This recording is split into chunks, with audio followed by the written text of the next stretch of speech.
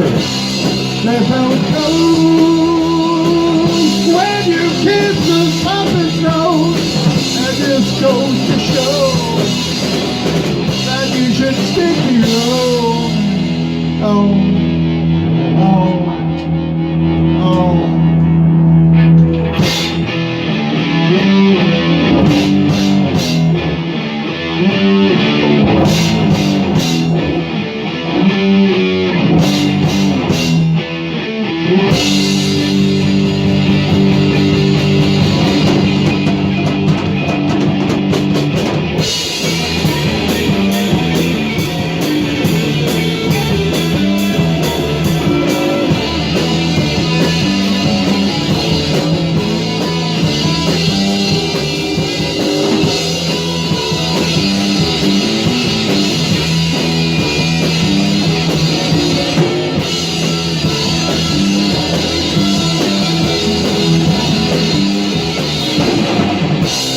That's how it goes when you play a song that never ends. It just goes to show that you should stick to your own man. Amen.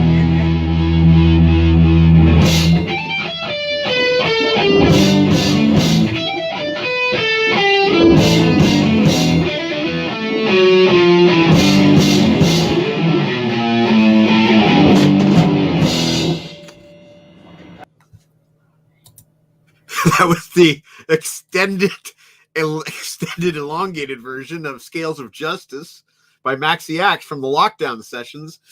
And, you know, I just wanted to hear that song tonight. So I picked that video, not realizing it was the live one, but I was already live and couldn't stop then.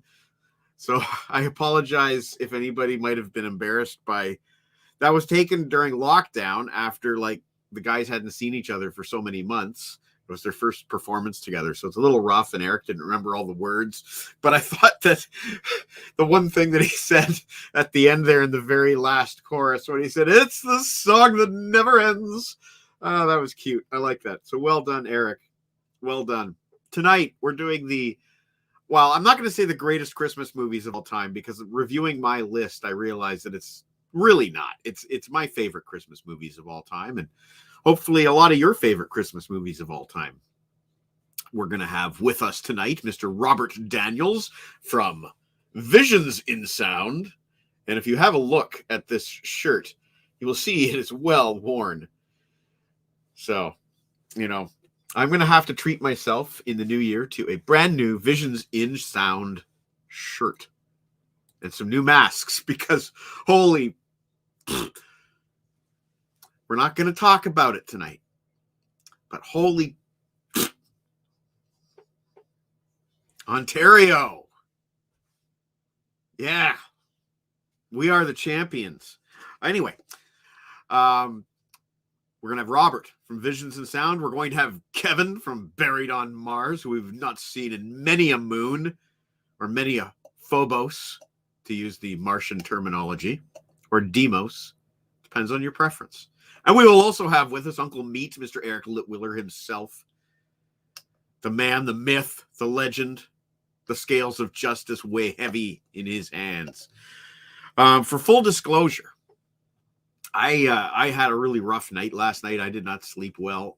And I feel like I could hit the sack at any time. I am really tired. But the show must go on. The help of my friend, Mr. Tim Horton. The show will go on. Why don't I bring on two of my co-hosts, or at least one anyway. One's ready, I believe. Yes, one is ready. Let me bring on my first co-host of the evening, Mr. Robert Daniels. How are you tonight, my friend? I am good. And I can be heard all right? You can be heard just fine. And how's Gimli-tron? He is very purry right now. And, is Gimli sporting a brand apparently new my ears need cleaning, so oh, he is yeah, okay, you can stop that. Thank you. Is he sporting a brand new collar tonight? Nope. This is a collar. I usually get him a collar every Christmas, but Shh, that was one of his gifts. I don't think he cares. I'm just looking for a Christmas backdrop here. I just realized I don't have a Christmas backdrop. Here's one. I'm just looking for random backdrops on Google. You see, folks, this is the raw LeBrain train. We're showing you how it happens. The LeBrain Christmas train. The LeBrain Christmas train. What we're doing right now is on the fly. We are looking for on Google Images, looking for just a random Christmas image. There we go. Oh, I have a backdrop. Oh, Jen's showing me her shirt here. This is good. This is a great shirt. Now, Rob, I don't know about you, but for my own, what's that, sweetie? I have a shower. Okay, for my own personal list, I only went with full length movies. I don't know if you had any rules of such. I have some interesting ones. Okay, I will just leave it at that. Okay. Well, and one that will probably come as a surprise to no one. So. Backdrop filter. Yeah. We can talk about all the ones that didn't get mentioned at the end of the show as usual. That's always a fun part of the show.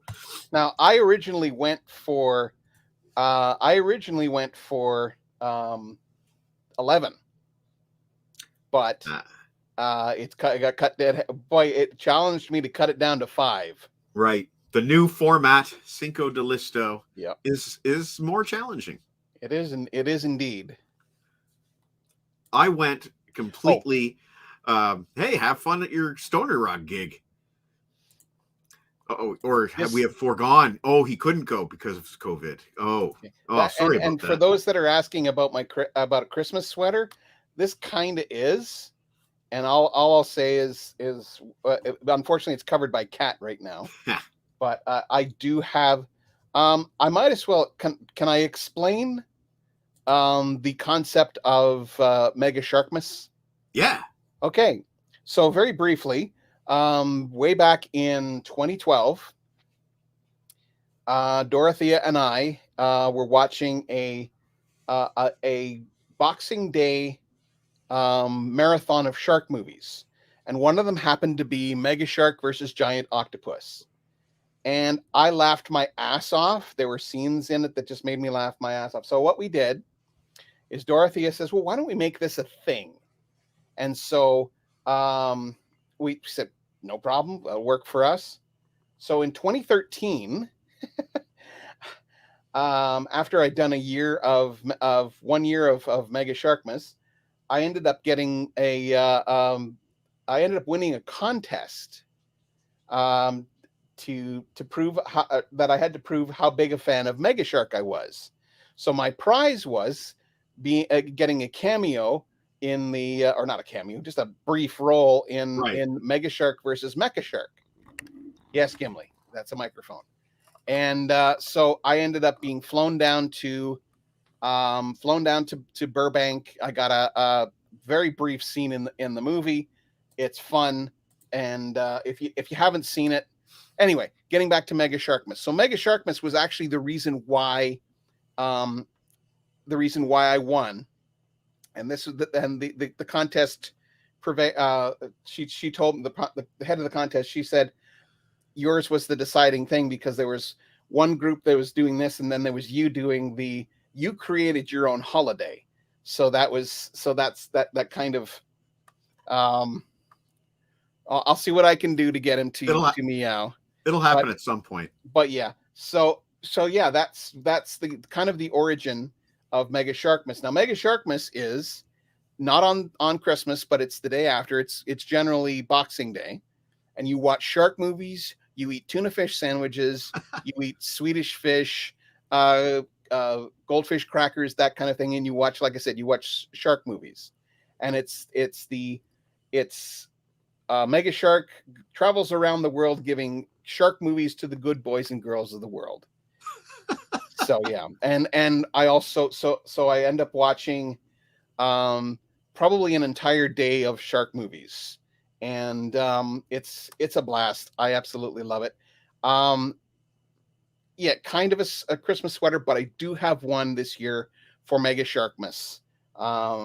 Thanks to the wonderful people at TeePublic, where you can get the the Visions and Sound wear. I am actually wearing, and I don't know. I don't want to move Gimli. He's very comfortable, but I have a semi sort of Christmas related thing, Okay. so to speak. But I do actually have a Sharkmas, we'll say, sweater of sorts to wear on Mega Sharkmas this year. So Awesome. That's basically the story of Mega Sharkmas, and but yeah, no Christmas related shark movies, unfortunately.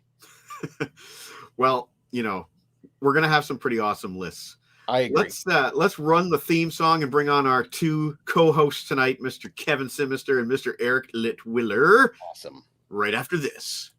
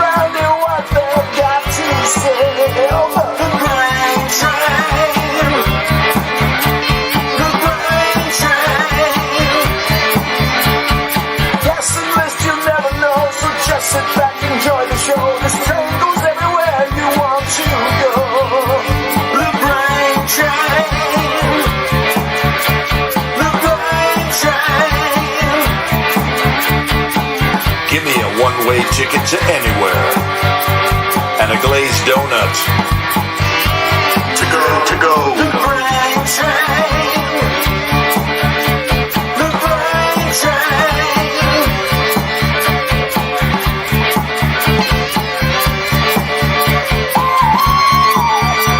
All aboard.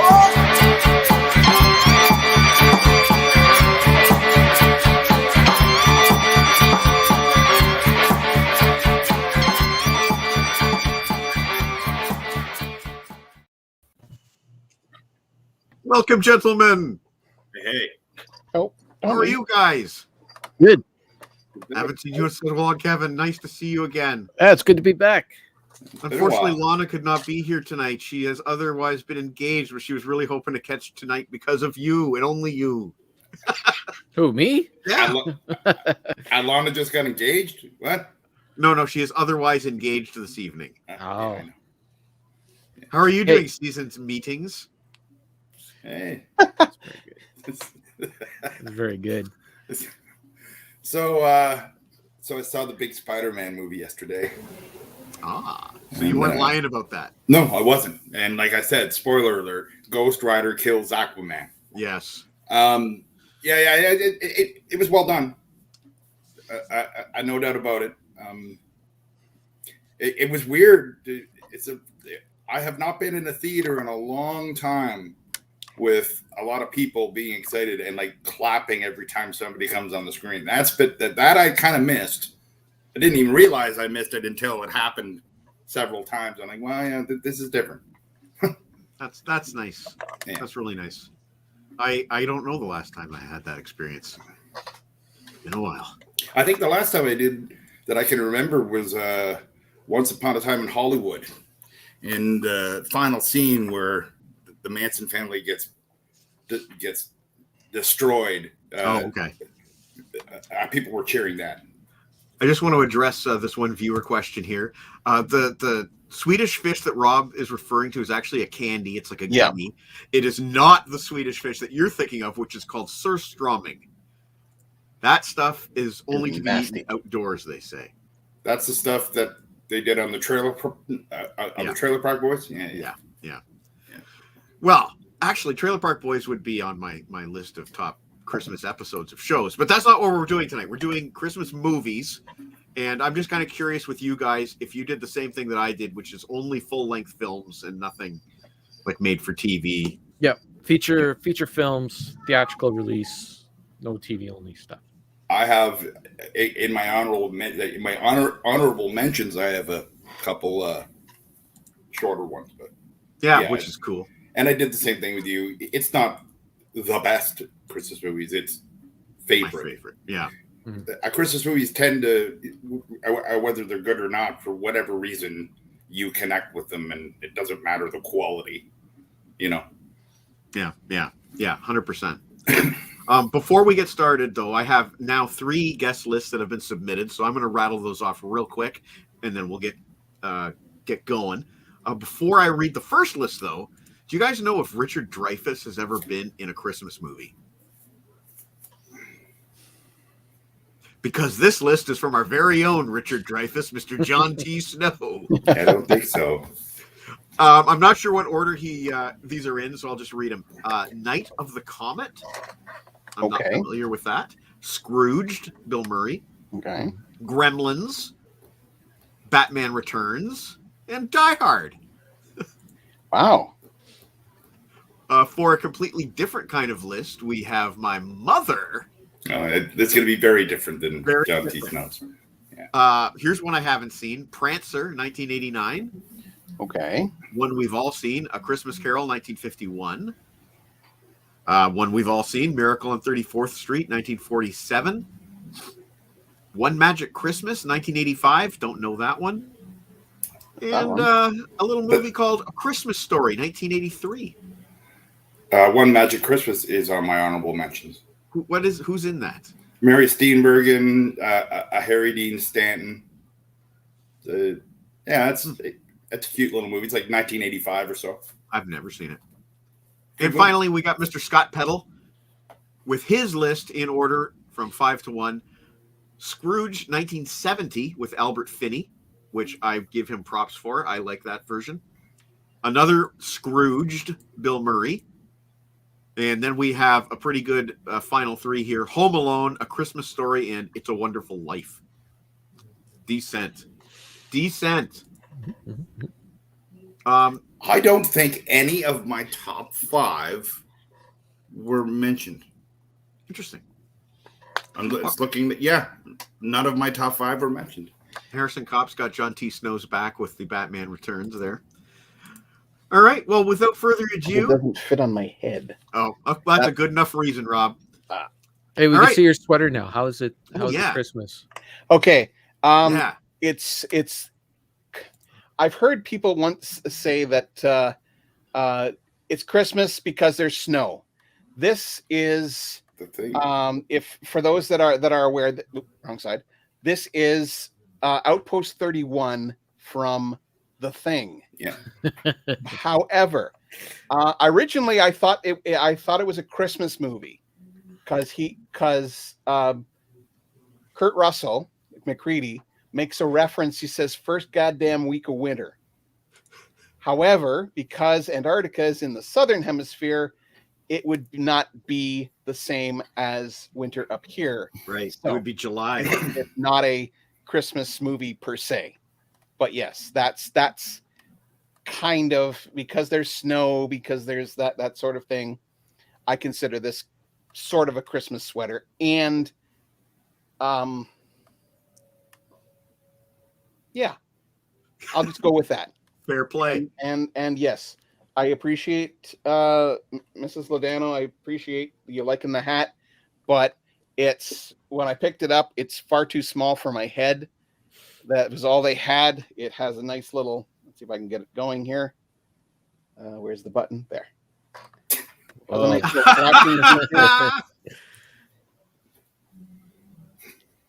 There you go. Southern Hemisphere Christmas. So yeah, 40 I will degrees. Take that off for now. Yeah, fair play. Okay, boys, are you ready to get started? Bring it on. Let's do it.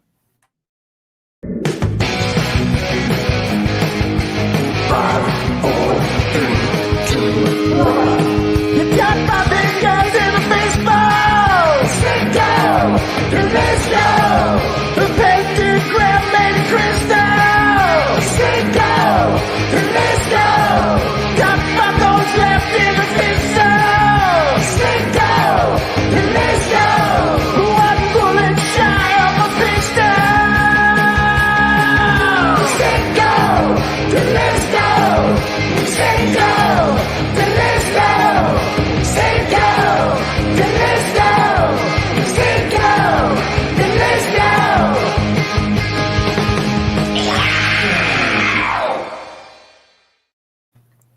Is that scream at the end a Who reference? I think so. I think so as An well. influence for sure. You know what? T-Bone. Yes. I love that guy. He's just awesome. He's done all the artwork for me and Deke all this time. Just Merry Christmas, T-Bone. He's the man. Without further ado, though, let's start with Rob Daniels and your number 5 Christmas movie. Okay. Now, I'm probably going to disqualify myself right away for this. However, I did see this in a theater. So it is actually, for me, it is considered a Christmas movie. I actually saw it, the film with a live orchestra. So that maybe should give you a little bit of an idea of where I'm going with this. I can only find this film on a double feature, but the one half here is my number 5 is The Snowman, based on the book by Raymond Briggs. It has its claim to fame is probably best known for the song "Walking in the Air," which is actually the song that Dorothea and I got married to.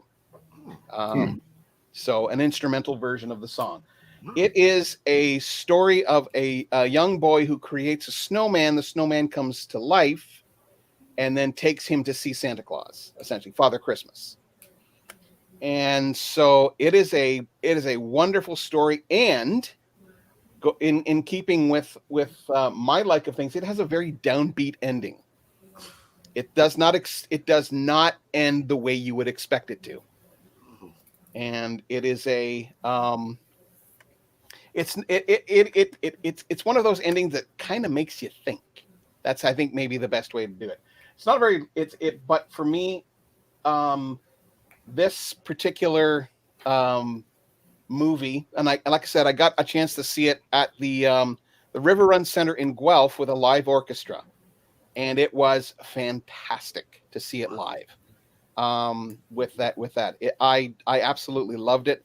I have loved this story. I have played the soundtrack on my show several times. It is in my opinion, I watch this usually every Christmas. It's one of those films that I it kind of sets the whole season off for me. And but yeah, for me, it's a lovely story. It's very, in my opinion, very well animated. And again, the music by his name gonna bug me. I'll tell you guys later after I remember it. But the music is great. The song "Walking in the Air," fantastic, and I love it. That my number 5, The Snowman. Now, Rob, you were supposed to start at number 5, right? I did start at number 5 because it sounds like it's your number 1.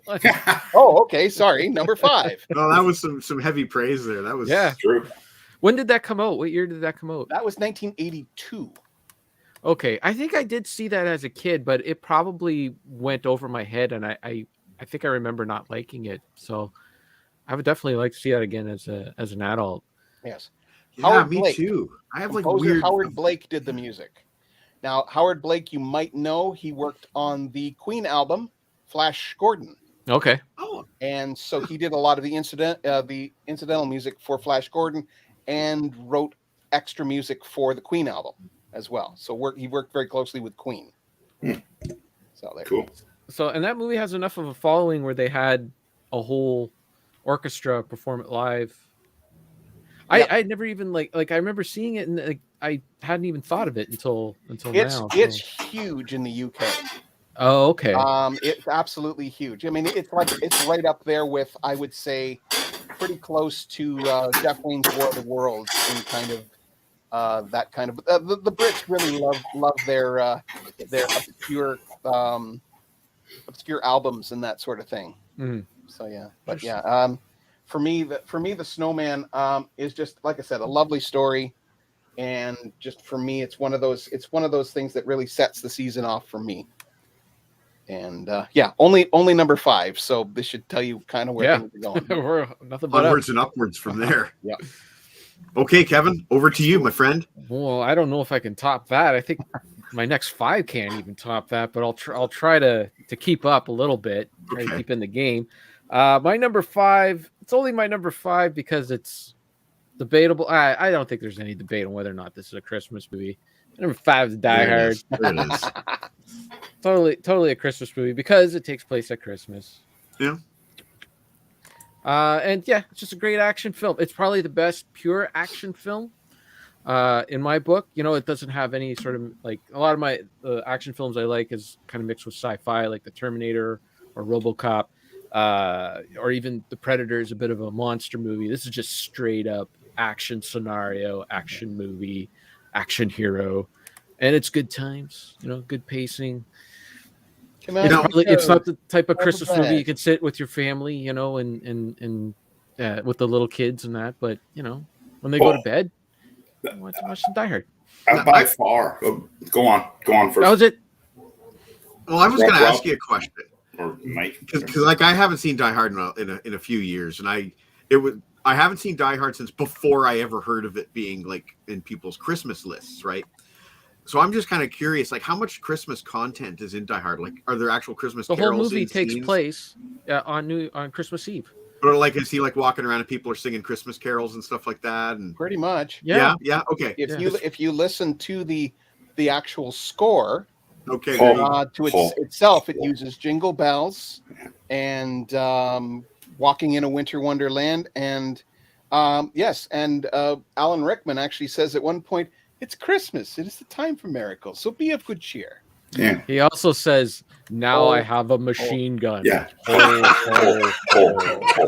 True. That's perfect. And not only that, Christmas plays an integral part of the plot because the way they get what the heck, John McClane into the building is that he's accidentally invited to the Christmas party. Now you could make the argument that they could have found another way to get him there in the summer or something like that, but I don't think there is a better way because, you know, a big company wouldn't necessarily invite spouses to an office Christmas party or to an office party, but to a Christmas party it kind of makes more logical sense. It happens. Absolutely. And you know, it plays into the police being a little more laissez-faire because they're, you know, it's supposed to be Christmas and all that. So it's an integral part of the movie. That right there was about the most solid case I've ever heard made for it. So I am now convinced. The argument against it is that it's not a family film, which fair enough, it isn't. But not every family film is a Christmas film. What makes a family film a Christmas film is that it takes place at Christmas, right? So like Uncle Buck gives me like kind of warm fuzzy feelings, but it's not a Christmas movie because it doesn't take place at Christmas. Well, spoiler alert, I have a movie on my list that's not a family friendly movie. I'm hoping my mom's not here for this part. Did Kiss make a Christmas movie at some point? Well, remember Kiss Saves Santa in that one Family Guy episode? No, I don't. The Family Guy spoofed it, and they had Kiss Saves Santa being an actual thing. Yeah. Was it in the theater? I think it was a made for TV movie because there was like a whole point about Peter trying to catch it on TV. Anyway. So the Die Hard thing, I mean, I've never seen anything like it when it comes to like how many people talk about, is it a Christmas movie or is it not a Christmas movie? Passionately. I see it on like 2 different sports shows that I watch, and all of a sudden that's a topic to talk about. It's that much of a debate in people. Like, is it or isn't it? You know? Yeah. Absolutely. Well, it's your turn, Mr. Meat. Well, that's fitting that he put Die Fart. Die Fart. That's fitting that he put Die Hard at number 5 because I put at my number 5 the only fringe Christmas movie that I have. Like the rest, you know that they are Christmas movies. You know, Die Hard is debatable. This is debatable too. My number 5 is one of my favorite comedies. And the big scene for me, Christmas-wise, is where Dan Aykroyd is eating a fish along with his Santa beard when he's all drunk, and that is Trading Places. Yep. To me, I connect that to Christmas more than Die Hard personally. But again, it's apples and oranges because it's just there you go. Yeah, I love Trading Places. I saw it twice in the theater at the old Cineplex 6 theater thing at King and Water in the basement, and I've always loved it. Like I said, like it does ring Christmas to me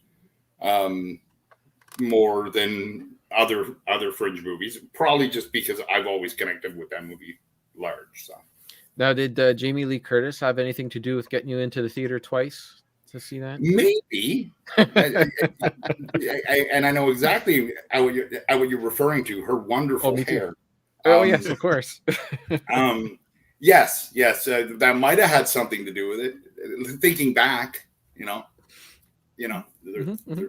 It's not like there was the internet back then. No, there was no internet back then. Mm-hmm. Well, thank you, Mr. Meat. You're welcome. It brings us to my number 5, which is, I think, the oldest movie that we're going to see tonight. 1934? Can anybody go earlier than that? March of the Wooden Soldiers, Laurel and Hardy. This is a movie that my dad kind of raised me on. I've seen it in the original black and white. I've seen it colorized. I haven't seen it in a long time, though. It used to be on every Christmas, but I highly doubt it's on TV anymore. But we used to watch it Christmas Day. And the big twist of the story, Laurel and Hardy work in Santa's workshop, and they get the order wrong. The order was for 600 wooden soldiers 1 foot tall. But instead, of course, they screwed this up and they made 100 wooden soldiers 6 feet tall. But these wooden soldiers come in handy at the end of the story when they have to save the whatever. They live in some kind of strange fairy tale land where they've got Little Bo Peep and all these other characters and Santa Claus. But they have to save the day from the evil Barnaby. And of course, that's when the 100 wooden soldiers 6 feet tall just happen to come in handy, and their buffoonery turns into heroics. Kind of like Lloyd Christmas. Anyway, I loved it when I was a kid, and I think he's got it on VHS, but I don't know if it's even out on a DVD. Alternate title is Babes in Toyland, but March of the Wooden Soldiers. That I've heard. Okay. Yeah, I've heard that too. I didn't hear the first one, but now I know. March of the Wooden Soldiers is the way that I grew up with. I don't know. It might be like the black and white version is called one, and the colorized is called the other. It might be. My dad will be thrilled.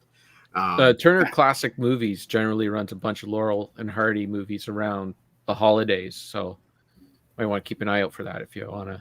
I think I have seen that. I will keep an eye out for that. Babes in Toyland. And funny enough, all these years I never connected these two things together that Jeff is talking about, the Spinal Tap. I never connected that. Good one, Jeff. Okay, so that's round 1. Over to you, Rob, with your number 4. Okay, my number 4 is actually, for me, a film that I saw most recently. And it is surprising for me because I'm surprised that I hadn't seen it up until this point. It's a film from 2012. It perfectly, in my opinion, shows the creative process and how it can be, how it evolves, we'll just say. And the film I'm speaking of is the 2012 film, The Man Who Invented Christmas. Oh. This is essentially the story of Charles Dickens' writing of A Christmas Carol. And it has a wonderful performance by Christopher Plummer as Scrooge. It's just a wonderfully charming British produced film. Absolutely fantastic. It so much so that after I saw the film, I ordered the book A Christmas Carol by Charles Dickens, and have since read it twice. And so yeah, it's that kind of a movie. It's a feel-good movie, but it has a really interesting story to it. And again, like I said, I have never seen the creative writing process portrayed so well on the big screen as it is. So my number 4, The Man Who Invented Christmas. Well, I think we were all worried that you would not be able to top your first pick, but you're making a really good case as we go along. So that's fantastic. Check it out on Netflix. It's definitely worth it. I will. Kevin, it is now your turn. Well, this movie came out when I was around, 13 or 14, really cynical, and I just hated all the promotion for this movie. I kind of hated the movie before I saw it. And then when I did see it, I was kind of like, that was okay. And then, you just keep catching it on TV and keep seeing it over and over again. It's like, it just kind of grew on me over time. So even though, I might not have liked it at first, kind of like it now. It's on my list. It made George Costanza cry. This movie. It's Home Alone. Right there. That's right. We'll put that up there. There we go. There, you got your back. Nice. Kevin McAllister. Oh, and plus, like, having a name like Kevin and this movie. You're such a disease, Kevin. You don't want to know how many times I hear that? Yeah, that's great. That's great. You guys are funny. You quoted a movie. It's 25 years old. Good job. But no, it's a fun movie. It's good. Joe Pesci, to think about how crazy it was. Joe Pesci did Goodfellas, and then he followed it up with Home Alone. It just, but he pulls it off. He's fantastic. He's probably the best part of the movie. Both him and Daniel Stern are really the runaway hits. And then Catherine O'Hara. O'Hara, and cameo of course, by John Candy. Terrific cameo by John Candy. Excellent. Makes me miss him every time I watch this movie. I wish he was still here. But that's a great pick. And I don't know if it'll come up later, but I quite like Home Alone 2. It's just as good, maybe. I've only watched it the one time, and I really nothing. I didn't like it as much. Oh, really? To each his or her own. I've seen it on certain people's lists where they rank it higher than Home Alone. So I don't know. I remember Scott Peddle was a big fan of Home Alone 2 when it was out new, when we were in high school. Anyway, Home Alone. I'm pleased that it has arrived so early, but I have a feeling we might see it again. I don't know. We'll see. Mr. Meatman, it is over to you with your number 4. Okay. Well,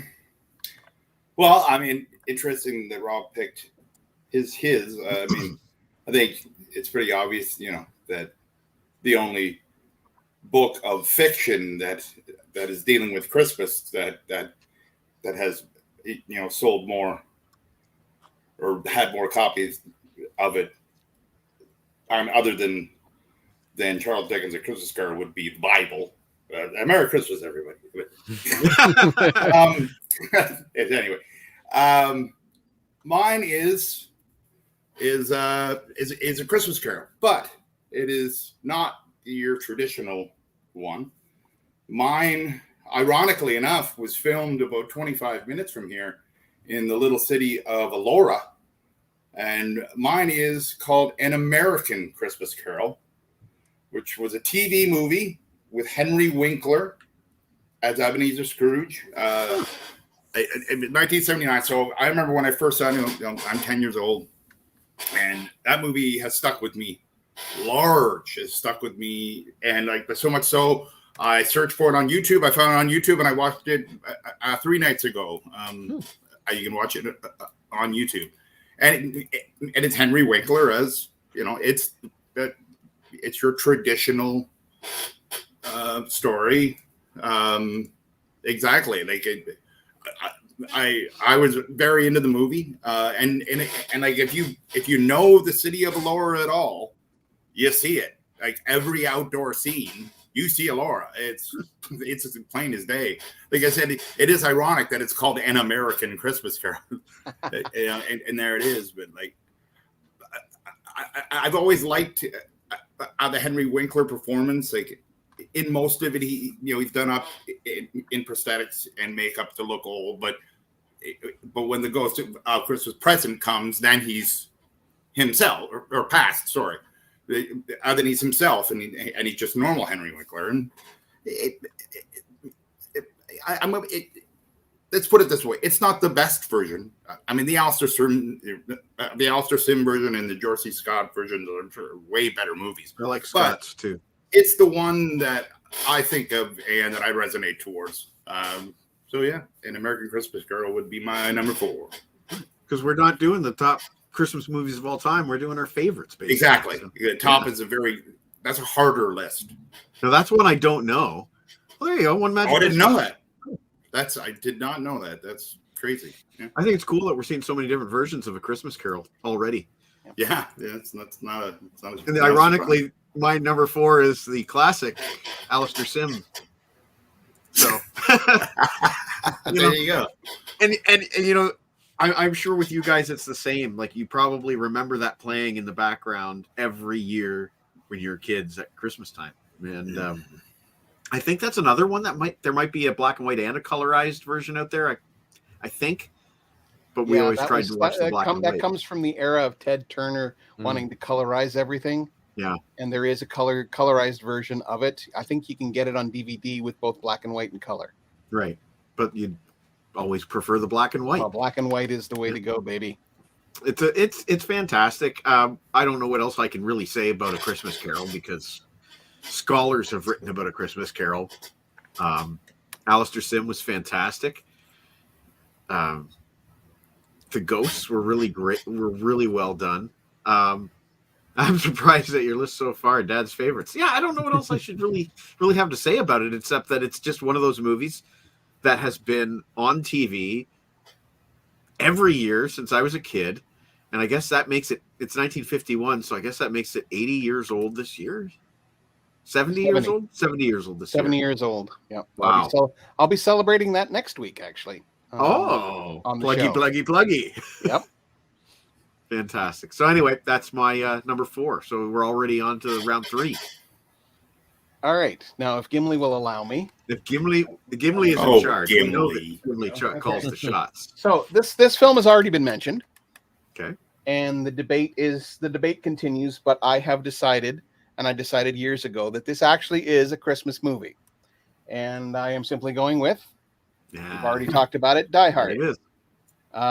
It takes place on Christmas. It has a very great score by Michael Kamen that utilizes a lot of the Christmas music in it. Mm-hmm. It takes place, and don't forget, Kevin, to leave a Twinkie, a pair of shoes, and some smokes in your vents this Christmas. I never thought of doing that. Is that a tradition now? It's something I heard today that if you celebrate Die Hard as a Christmas movie, then you leave a Twinkie, a pair of shoes, and a pack of smokes in the vents for Christmas. A Lethal Weapon, yes, another one, but I kind of to be perfectly honest, I've never watched the full Lethal Weapon 1 all the way through. I've seen bits and pieces of it. I actually saw Lethal Weapon 4 in theaters before I actually even went. Oh. So in any case, yeah, my number 3, Die Hard, without a doubt. Christmas movie, yes. There is so much talk about Die Hard now with Christmas. I just thought of this now. So agreed, discuss. Is Die Hard the most famous action movie that is not a Spielberg movie? It's close because everybody talks about Die Hard. And you can put maybe Star Wars out, Lucas and Spielberg. Well, if it's not them, can you think of anything that is that talked about? Yeah, maybe. What about something modern like John Wick? I said, what is that? It doesn't get talked. Die Hard is broken through the lexicon. It is now like I said, it's talked about in sports movies, in sports shows. It's talked about in talk shows. It's talked about everywhere, and then it gets even ramped up at Christmas time every year. Yeah. So it's so. Well, John Wick gets ramped up every time a dog dies. It's a tentpole movie. I think what happens is that I think Die Hard is a thing because it's 1988, so it has had more time to sink in, as you put it, meet into the lexicon, into the pop culture atmosphere. But there could be younger people who've never seen had that debate. Is it a Christmas movie? Is it not a Christmas movie? Yeah. Or they need to do. John Wick hasn't been with us generally that long. Right. Yeah. So it's a relative thing. But Yeah, what they need to probably do is has driven more people to see the movie too. You know, Yes. if they haven't seen it or watch it again, like, oh, I never thought of it as a Christmas movie. Let me see it again and see. So, And there's They probably a need to lot of people remarket that it. have just simply watched it again. Just now I got to compare it to a Christmas movie, and then Right. and everyone watches it again. And right. yeah, They need to remarket it, put it out on Blu-ray, all the streaming services again, remastered, and Photoshop the artwork so that McClane's wearing a Santa cap and he's got like Christmas lights over one shoulder and maybe a Santa sack over the other. Just remarket it. Don't change the movie, just the packaging. It's funny, you know what, Mike? I think I've seen something like that. I'm probably not honest. Yeah, But probably a meme. I'm probably getting that from a meme.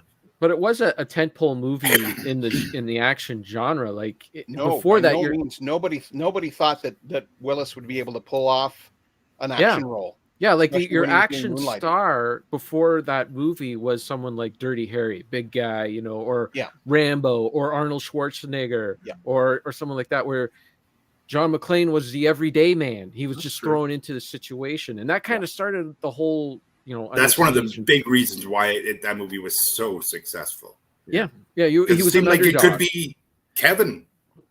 It could be anybody. Like I look at that when he's I don't like heights, and when he makes that jump with that gun and there's no way I can do that. Same. But there were so many little details too, like when Bruce Willis was so great in that movie when he's running around and he doesn't know the building, right?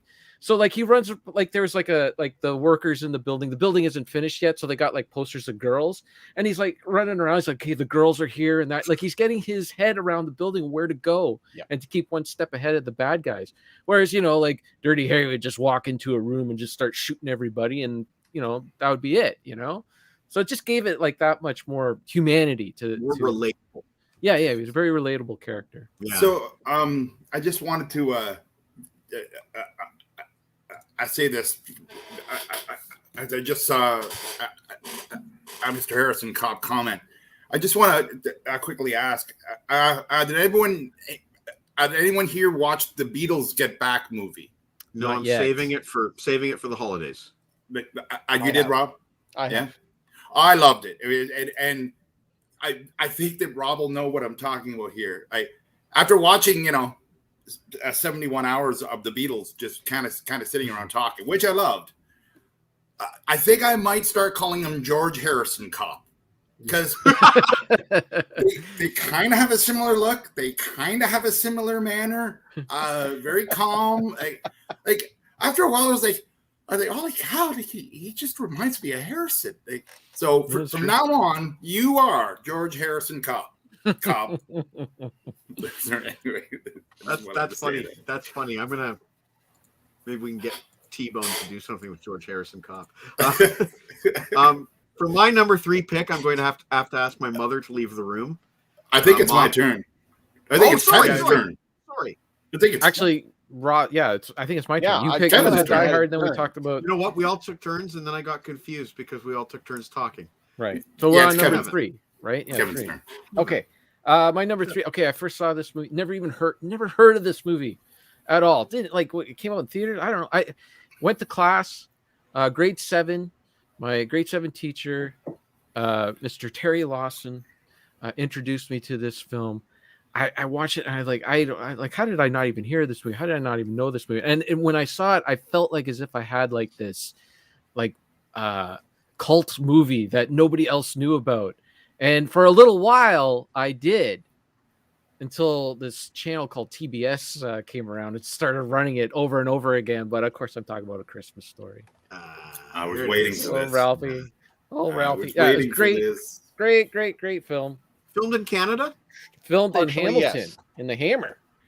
I have friends who were in this movie, or coworkers who were in this movie when they were little kids. And Wow. yeah, it's just a great feel good story. You know, it's a timeless story too, because it all takes place in the 40s, and it's like this old guy that's telling the story, but you know, it's all about the characters, right? Like the dad and the kid wanting something, and you know, the little brother, and you're getting your hopes up and getting let down and all that stuff. It's all stuff that anyone can relate to. So even though it takes place in the 40s, you know, even as a kid in the 80s, I related to it. So 100%. yeah, You great know, movie. We're going to talk a Funny. lot more about this movie. Well, it's funny, and I'm glad you are. But I have to tell this very quick story about on Tuesday night. I was with Tom Morwood and Bucky, and I had mentioned about the top 5 thing, and I already knew my top 5, and I told them my top 5, and you know, and some debate started happening, and both of them said, "Well, A Christmas Story," and I'm like, I've never seen it. And did I ever get berated for like 2 minutes of like, what? You haven't seen A Christmas Story? What the fuck is wrong with you? So, and funny, the next day I tried to watch it. You know, it wasn't on Netflix. It wasn't on Prime. I even tried the legal way of watching it, and it still wasn't working. It wouldn't load. So I'm now, I've never been more curious now about a Christmas movie that I've passed over than A Christmas Story. And I vow I'm gonna finally see it. Good for you, man. I support you in that decision, and I hope you enjoy it as much as I do. Most people love it. You know, I hope it hasn't been built too high up. You know, like it's. Well, it's built. There's certain things that you'll know, like you obviously know. You've heard "Don't shoot your eye out." You know that phrase. You've probably seen the leg lamp. You know, stuff like that. But there's so much more to that movie than just those little gimmicky things. You know. What actors are in it other than, is it Peter Billingsley? Is that Peter Billingsley? What's the old man's name? Darwin McGavin. Darren. Not Darren. Darren McGavin. Darren. Oh, sorry. Did I say Darwin? Darren. Darren McGavin. And it's all from it's written by this guy Gene Shepard. He's the guy who came up with the old guy who talks throughout the whole, narrates it, I guess is the right word. And it's based on one of his I guess he was like one of those newspaper article people. What are those called? Yeah. We call them pundits on TV today, but he used to write articles all the time. Columnist, that's the word I'm looking for. So it's based on one of his recantings of his childhood, his Christmas childhood. And it's very well done. It's good. They've made adaptations of other stories that he's done. Like there's a story that none of them are as good. None of them are as good. But I think Billingsley is in one. I might be wrong on that, but I think Billingsley is in one. He might be. He's in Elf. He is in Elf. He's in Iron Man, and he's in Spider-Man: Far From Home. Is Peter Billingsley an elf? Yeah. He's an elf. No. Yeah, small role. I was trying to keep it to the Christmas. Him and Jon Favreau are buddies, and he's also very close with Vince Vaughn, I believe. And I think if I remember the story correctly, him and Vince Vaughn did like not a student film, when they were young actors, when they were both teenagers getting into acting, they did a commercial together, like a "Don't Do Drugs" kind of commercial together, Billingsley and Vince Vaughn. And I've seen it. It's on one of their DVDs, and it's freaking hilarious. But anyways, over to you, Mr. Meat, for your number 12. My number 3. Okay. Of my list of 5, this is by far the most sappy, Christmassy kind of family kind of movie that I. There you go. Merry Christmas, you filthy animal. How many shirts are you going to try on? I don't know. It looks like we're getting a show tonight, so this is part of a bonus to the episode tonight. Sorry, Meek, go ahead. It's all good. Filthy animal. Hey there, Jan. Yeah, so this is the least cool one on my list, if you want to put it that way. But Christmas is supposed to unfreeze you, so and that's kind of what this movie is. What melted your heart, Pete? This is the movie that, for some reason, melts my heart. And it has a pretty big cast. Diane Keaton Craig T. Nelson, Dermot Mulroney, Claire Danes, Rachel McAdams, Luke Wilson. There's at least one more that I'm not thinking of right now. Alan Rickman, perhaps? Nope. No? Okay. Nope. Maybe No, he's definitely one not in I'm this. thinking of. I watched this Monday night and Wednesday night. And the movie is called The Family Stone. Oh, okay. Not necessarily what I would normally like, but it's basically about the family stone. Diane Keaton and Craig T. Nelson are the parents, and they're having all their kids back at Christmas. So they all, come back for Christmas, and Dermot Mulroney brings his girlfriend, who is Sarah Jessica Parker, and it just a weirdness ensue. It's at times it's goofy. Luke Wilson does a good stoner guy, goofy, and then at times it's really sad. It made me tear up the first time I watched it on Monday. This in a certain part, it just tugs at the heartstrings, and I love the movie. And there had to be one in here that wasn't like the normal kind of pick that I would not I normally do at Christmas, and this movie certainly stands alone in ways. It's as in sentimental, like in the way it's done, it would kind of be my number one just because of the Christmassy aspect of it. But I highly recommend to watch it. For example, I spoke with Joe Perry a couple nights ago, and I was telling him about this, and I mentioned The Family Stone, and his exact words were, "Fucking great movie, seen it twice." So I'm like, okay, well, see, even Joe Perry, he's not a sentimental guy, and he likes it. So I highly recommend to watch it. It's not going to be, it's no Citizen Kane, but it certainly is a good Christmas movie, I think. The Family Stone.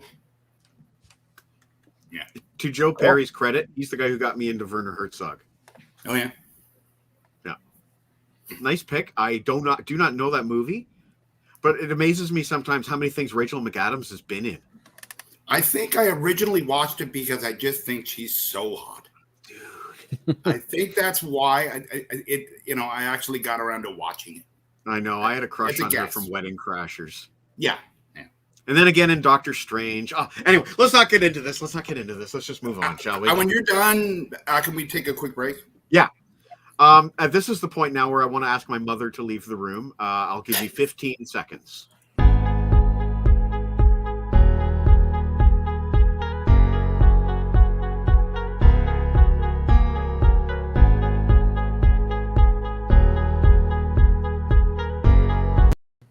Okay. Is it a porno? No, yeah, that's what I'm wondering. If you know the movie, if you've seen this movie, then you know exactly what I'm talking about when I say this most memorable line of dialogue. Fuck me, Santa. Fuck me, Santa. Fuck me, Santa. Fuck me, Santa. Yes, it's Billy Bob Thornton and Bad Santa. Absolutely. I mean, it's Lauren Graham about his the Lauren wholesome girl. She's just girl. bouncing on him in the hot tub. She's just right. bouncing on him. Anyway. One of my absolute favorite movies since it first came out on DVD, which is, I'm guessing, around 2005-ish. It resonated with me, having worked in retail, and there was so much of that kind of vibe going on in this. Like the scene where he's in the food court and he's eating a sandwich, and the mother and the child are slowly approaching him, and she's like, "Sweetie, it's Santa. Go tell him what you want for Christmas." And he turns around with lettuce spewing out of his mouth going, "I'm on my fucking lunch break." He's always drunk. He's always he's always making the most immoral of decisions. But it's funny. That movie is legitimately funny. I believe the Coen brothers were co-producers on it, and it has kind of a Coen-ish vibe to it. Yeah, I don't think they were really a big part of it or anything. No, but there is a Coen-ish vibe to it. Yeah, I can see that. Who else was in that movie? John Ritter. John Ritter. That's right, one of his last performances. Bernie Mac as well. Bernie One of Mac. his Yeah, last yeah, that's right. And like you said, Lauren Graham. And the little weird looking kid, Thurman Merman.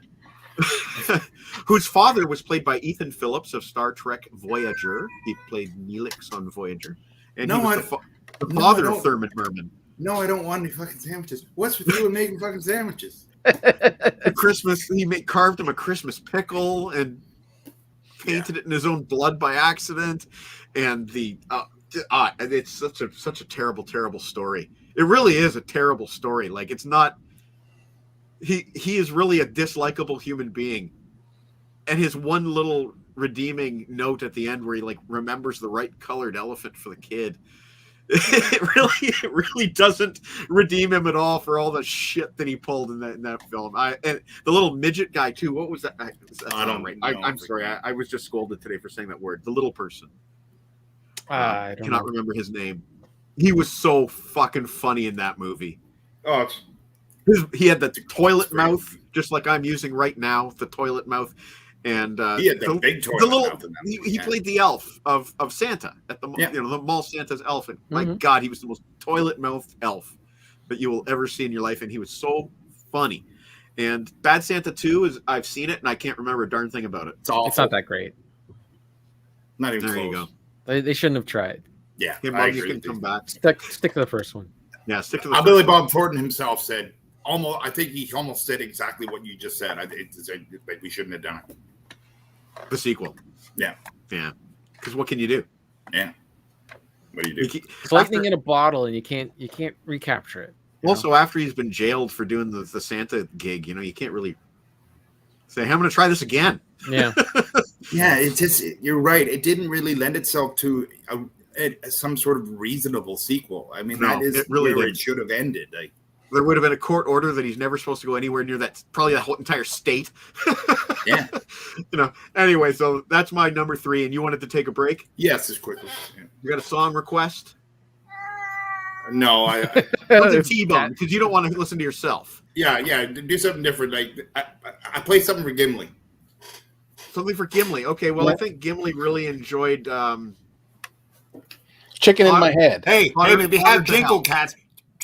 Man, I don't have Jingle Cats, but I got 15 minutes of Jingle Cats. I got Hotter to Hell. So this is Hotter Than Hell by Current River featuring Mr. T-Bone Erickson, who I like to consider our in-house Paul Schaefer. Here we go. Current River.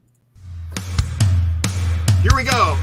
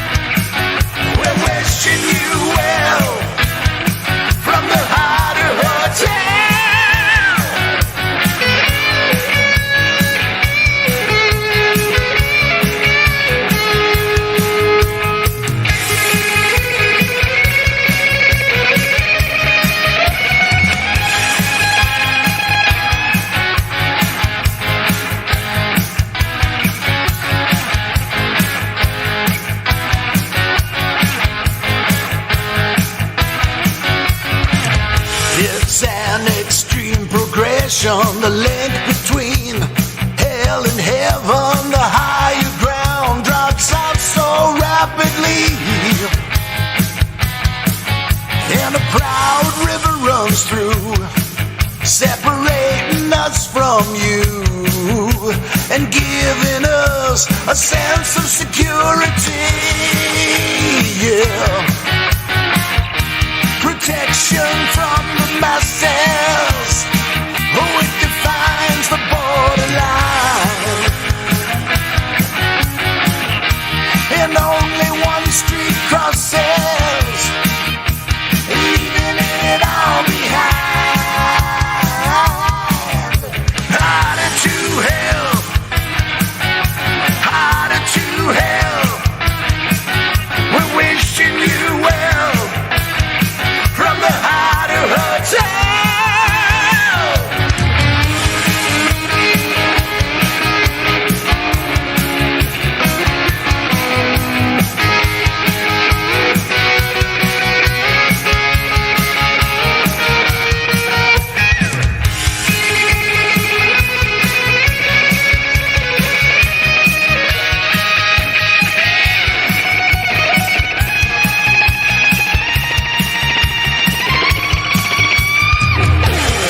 It's a sign of the times.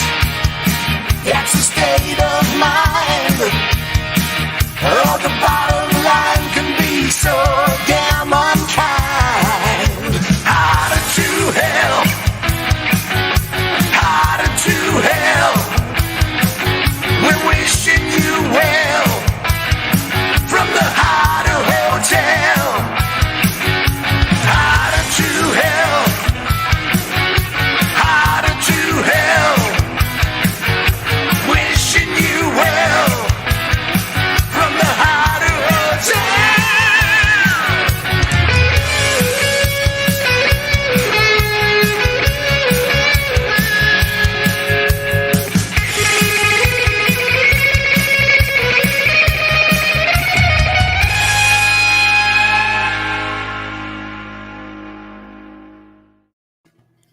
Thank you, T-Bone Erickson, for that one. Gimli loved it. Good. I like Uncle to think Mead, that- I just got a report from Sarah that she's very elated that you picked the family stone. Really? Yes. Nice. It's on her Somebody list as finally well. knows it. Cool. I thank Sarah. I'll make Kevin watch it. Yeah, she Sarah, has Merry a baby Christmas. Sarah, if I don't have a chance to say hello to you, Merry Christmas, Sarah. I don't Mike know why says Merry Christmas. I don't know why I said that in like an Irish accent. I have no idea. Anyway, I like to think of T-Bone as our in-house Paul Schaefer, while Max the Axe is our sort of like house band. Because, I mean, without those two artists, I would have no music to play. Anyway, we are in the top two.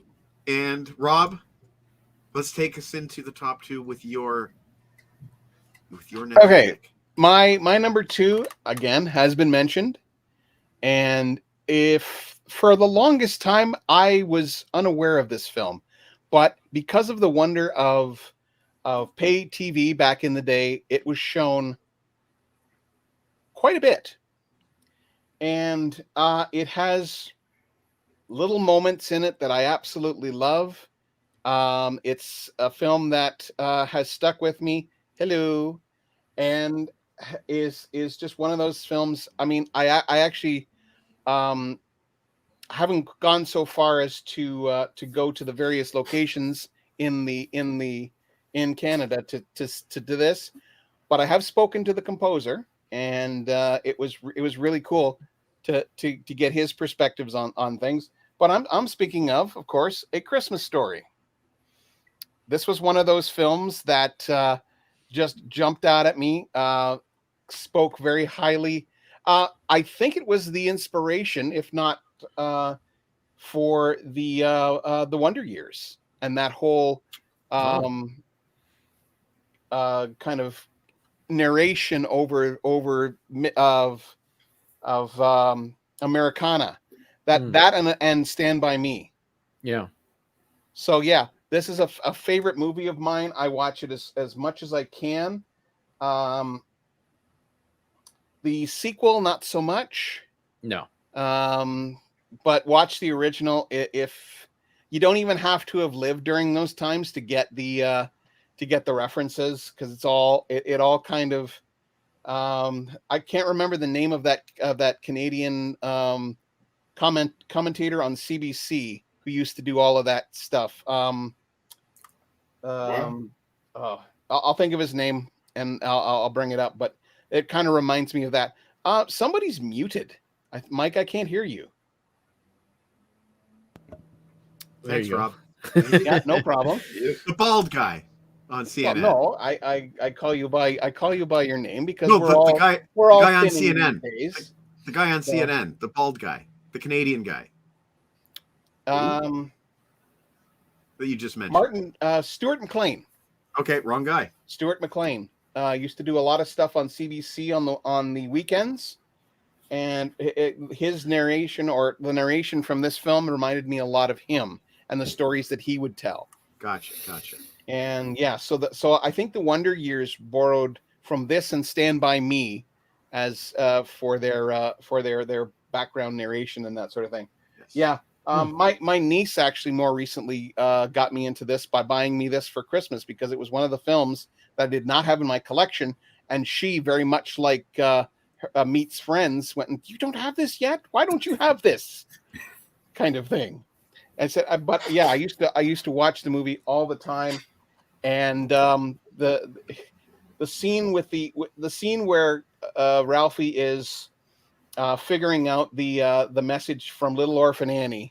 Yeah. And when he finally gets to the and his reaction, and I don't want to ruin it because it's absolutely hilarious to me, is priceless, and it's for that reason alone, I will highly recommend this film. But Rob, you know what's interesting about that scene, without having to go into a spoiler, Right? is that we all, as kids, mailed away for something off the back of a cereal box and got something back that we were like, that doesn't look like the picture, or whatever, right? There's some sort of like, So, I mean, we can all relate to that scene, even though we're not from the 40s. Well, there's two things going on in that scene. There's that, and growing up with only one bathroom, and your sibling needs to use it. Yeah. It's stuff you could relate to. All 100%. Man, okay, so we won't get too much deeper into this movie. By the way, have you guys seen 8-Bit Christmas yet? Not yet. It just came out this year. It's pretty much a ripoff of A Christmas Story. Oh, but it takes place, like, it starts now and today, but then they're telling the story of him as a kid trying to get a Nintendo instead of a Red Ryder BB gun. So it's pretty much the same thing. So watch A Christmas Story first, before you watch 8-Bit Christmas, because you'll ruin it. Oh yeah, well, I definitely. I mean, like I said, I was already trying, and now both of you are saying it. And it sounds like LeBrain has it coming up as well. It's too bad I don't have Jeff Steven tonight, but we do know for sure we've seen Die Hard twice and A Christmas Story twice. Yeah. I mean, Joe Perry said it to me too when I talked to him, and both Bucky and Tom, and now it's all three of you. So it's like everybody. Okay, I know I have to see this movie. For sure, like, without question. We also have to give a shout out to actor Zach Ward, who played Scut Farkas in the movie, and is one of Canada's most famous gingers. Scut Farkas? Is that what you? That's the name of the bully in A Christmas Story. Scut. Scut. That's a good bully name. Scut. Scut. That's a good bully name. And his sidekick, Grover Gill, who you may have seen in memes. He looks like an actual miniature Brian Johnson. So when you see the film, you'll go, "Oh, that's the guy Ladano was talking about." Yeah. I got the hat. You've seen that meme, then? You've seen it? No, I'm just guessing from when you said Brian Johnson. Like, what's significant about him is the hat. Always. I'm gonna find this guy's picture. We're gonna put up. This picture's perfect. Okay, just a moment here. This movie's gonna get a lot of love tonight. I think that we all know this. There we go. Well, it already has. There he is. Little miniature Brian Johnson there. So that's the bully's sidekick, Grover Gill. Okay. Yeah. You see that, right? Oh, yeah. Oh, man. Okay, well, on that note, we'll go over to noted AC/DC fan Kevin Sinister with your number 2. Yeah, and that movie was made when AC/DC was like right at their height too. No, so and Brian was sporting that exact look. yeah, so maybe that was intentional. Who knows? How did you know my segue, by the way, as a professional to an amateur? I'll take that backhanded compliment. No problem. So my number 2 is probably the best movie on my list. Technically, it is the last movie, the very last black and white film to win Best Picture until. Was it I think Schindler's List, until it was the last movie that was done in black and white as a production cost and not as an artistic thing. Directed by Billy Wilder, Jack Lemmon, Shirley MacLaine. It is called The Apartment, and it is a fantastic film. So it is about. Didn't realize that was anything to do with Christmas. It does. I've never seen it, so well, you should see it. That's why I'm recommending it. And this is the Arrow edition release. This is the reversible cover. I really got a reversible cover. I love reversible covers. Yeah, they're great. But yeah, it's always flip mine around. Almost always. Well, that's why I did, because the other cover they gave you was this one, which is okay. It's okay. Oh, the other one's better. But I like the classic look. Yeah. Billy Wilder. If you don't know Billy Wilder, get yourself into Billy Wilder, because he's done a ton of terrific movies. The movie he did before this was Some Like It Hot with Jack Lemmon and Marilyn Monroe and Tony Curtis. So this was his follow up to it. So the movie is about Jack Lemmon works at an office, and he's a single bachelor guy, and he's kind of a bit of a push around, and he's trying to work his way up the chain, and all the bigwigs at the office that he works at kind of use his apartment to hook up with women married guys hook up with women at the office, and they kind of use his place instead of having to spend money at a motel, because they're all cheap. So as it gets closer to Christmas, double bookings happen, and he gets pushed around more and more. And he kind of has his eye on this girl at the office, Shirley MacLaine, who turns up with one of the bigwigs, and it's a guy that he's trying to suck up to get a better position. But he's also in love with Shirley MacLaine. It's a great movie. You got to see it. And Christmas plays a huge part in it. Because it kind of plays into his depression as well. He kind of gets a little more depressed at Christmas time. Mm-hmm. So yeah, nice pick, Kevin. Check it out. I could have done all old obscure. I could have done all old obscure movies, but I tried to just keep it to, my personal favorite. And right. This is like one of my favorite. Keeping it legit to favorites without having to score indie cred points. Right, exactly. I have some here for honorable mentions. But yeah, I can't wait for the honorable mentions. It's becoming my favorite part of the night these days. Eric, I almost called you Harrison. Erickson. On to your number 2. And basically this is the right segue. Very classy pick. And on to the unclassy pick. The aforementioned Bad Santa is my number 2. It's a good movie. I remember when I saw it, I didn't even want to see it. Like I believe I was kind of pushed into seeing it from Tom, I believe, and I just loved it like right off the bat. I thought it was amazing, and I still love it. I'm a huge Billy Bob Thornton fan, and now I'm a huge fan of his show Goliath, and I just really like him, and I like his acting style. And it's as over the top as you can get, and that's what it is. And it is so over the top. Yeah, but in ways, it's more real Christmas than magic happens. Like no magic. It's just the shit happens. That's it's So there's no like, his sleigh wouldn't go or whatever. Not to spoil the movie, but the only character that has any sort of growth is the kid. Yeah. All the other characters are the exact same as they Yeah. were in the beginning of the movie and at the end of the movie. Like they're miserable pieces of shit at the beginning, and they're the same at the end. That's right. Except for John Ritter, he was not a miserable piece of shit. Well, okay, yeah. I'm talking about like the No, I know what you mean. the I know what you crux. mean. I you know what? I'm gonna remind us of one part of that movie. Just John Ritter's innocence in the I love scene Ritter. where he's describing to the detective, the Bernie Mac character who's investigating. Both R.I.P. Yes, both R.I.P. He's describing the little person's fingers. And he said he had normal fingers, not those little sausage fingers. And you know, it's just the way he delivered the line, the innocence, the pain that he felt at saying it. You know, it was, God, John Ritter was fantastic in that movie. And I guess that would be the second that he did with Billy Bob after Sling Blade. And then, Come on, Eric. yeah. No, whatever. Man, Anyway, well. Sling Blade Well, before that. It's funny in that same scene there, with Bernie Mac, where he's like, man is a sexual being. Fucking Darwinian. That's such a line. Like, I remember thinking that line is so like, it's a great line. Bernie Mac's character was so bizarre in that film. Like he's almost like he was almost like trying to deliver a sermon when he you know, it was so bizarre. It was great. Absolutely, probably my favorite Bernie Mac of all time.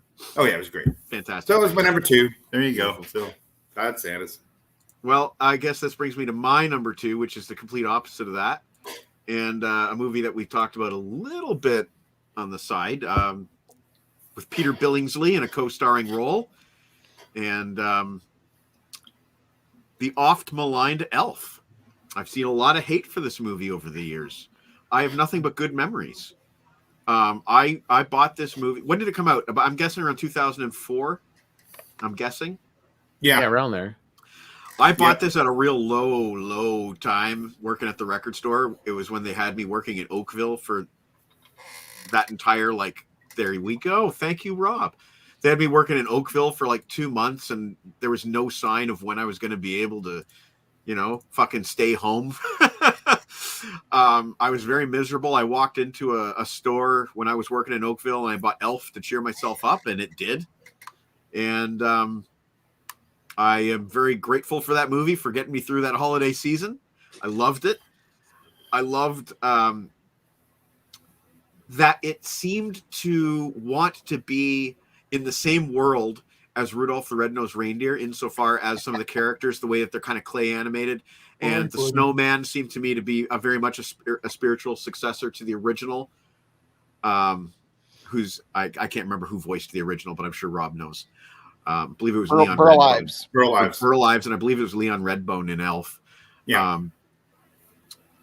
And you know, you got Will Ferrell is a real take it or leave it kind of guy. You either love him or hate him. I totally get the people that hate him.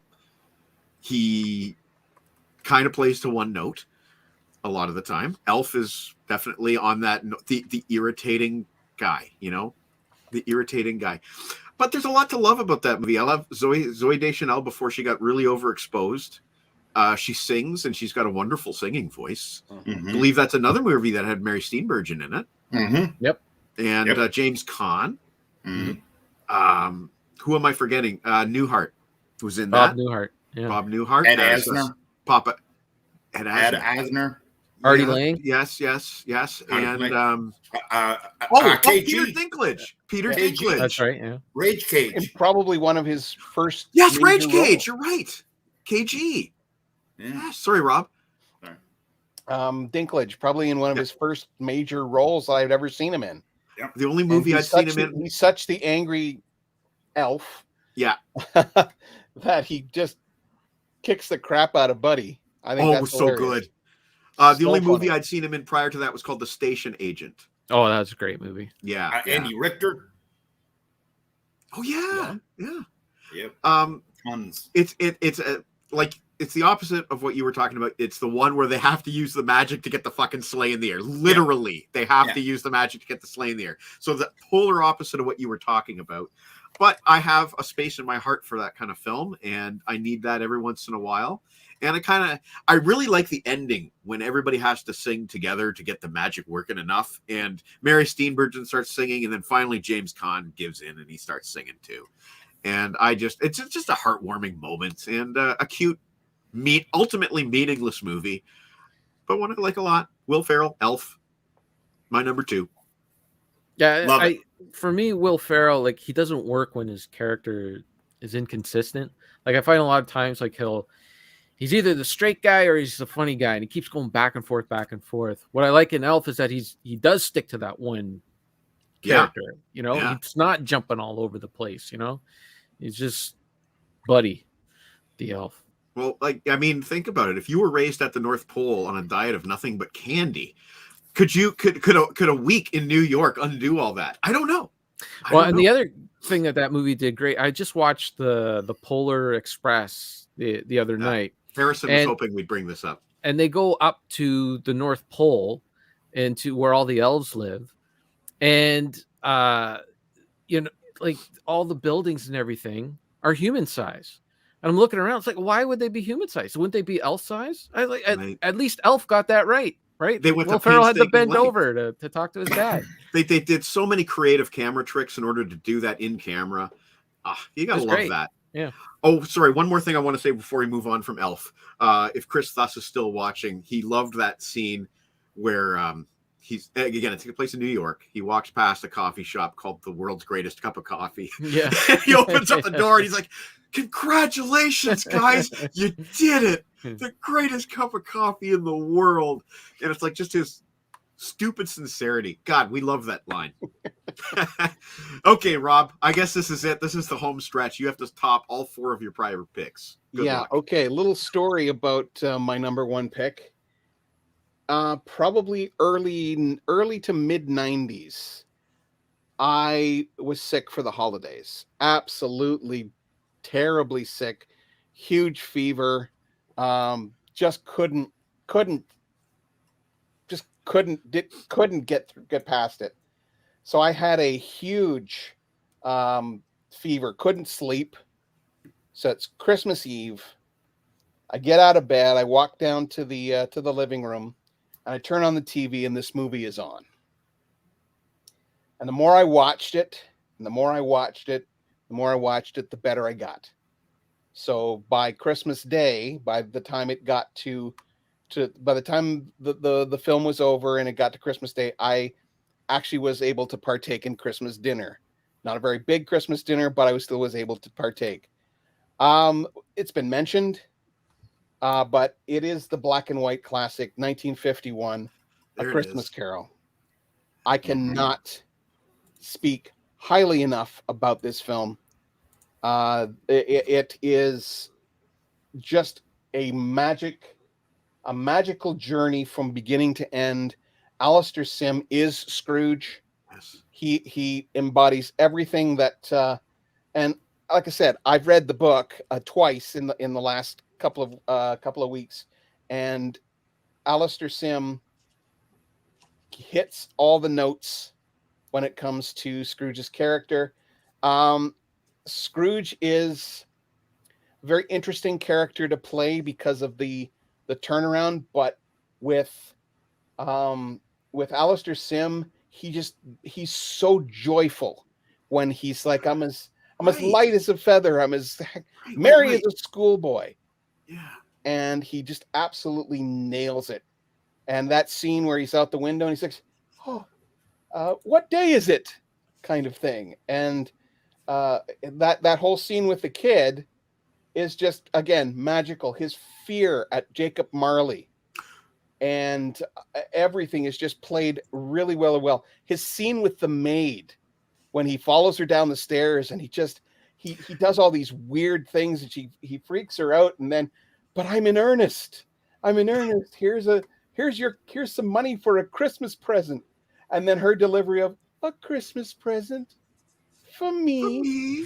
There's also a scene in the film which I think to this day a lot of people overlook, and that's the scene with Tiny Tim, and it's the Ghost of Christmas Present scene where Tiny Tim is talking to, or Tiny Tim says, "God bless us, everyone," Even and he Mr. looks Scrooge. off camera, and then the next cut is to Scrooge. Yeah. And I have often said, Tiny Tim saw Scrooge in that moment. Mm-hmm. And that's who he was saying that to, not necessarily to his family. He was saying it to the family, but he was also saying it to Scrooge, meaning God bless us, everyone. It is a scene that I will continue to play over in my mind and go, yeah, it's amazing. It's something that I picked up only after watching the film dozens of times. I wore out my VHS tape, had to get it on DVD, and I'll probably wear out this DVD and get it on Blu-ray if they finally release it on Blu-ray. It is a fabulous film, 1951, called Scrooge on the big screen. Yeah. But it'll always be A Christmas Carol, and it will always be part of my Christmas Eve watching. I have watched it for a number of years, and I love the film. 1951's A Christmas Carol. I can't wait to watch it again and watch that Tiny Tim scene with this new perspective of yours. Yep. And it's such an incredible template of a story. Like, I picked the American Christmas Story. It's the same thing, just in different time, different night. But you can't. It can't be denied. Like, the whole story of it just lends itself to be well done. Like, I can't even think of one where you're like, oh, that's an awful version. I don't know if you're. Well, there's so many different. There's so many different versions of the story. Mm-hmm. Patrick Stewart did one. Yeah, Patrick Stewart did one. The Muppets did one. The Muppets did one. A much beloved version too. The Disney, the Walt Disney animated version. The Walt Disney, the Mickey's Christmas Carol or whatever it's called. No, there's actually a Disney version where Jim Carrey does a Christmas Carol, and it's actually watched it the other day, and it holds up pretty well. And Scrooged. And Scrooge, Bill of Murray. course, yeah. It's a story that resonates, I think, through the ages, and we'll be talking about A Christmas Carol years from now. Every sitcom, centuries from now. Yeah. Every sitcom has a Christmas episode that is just a ripoff of.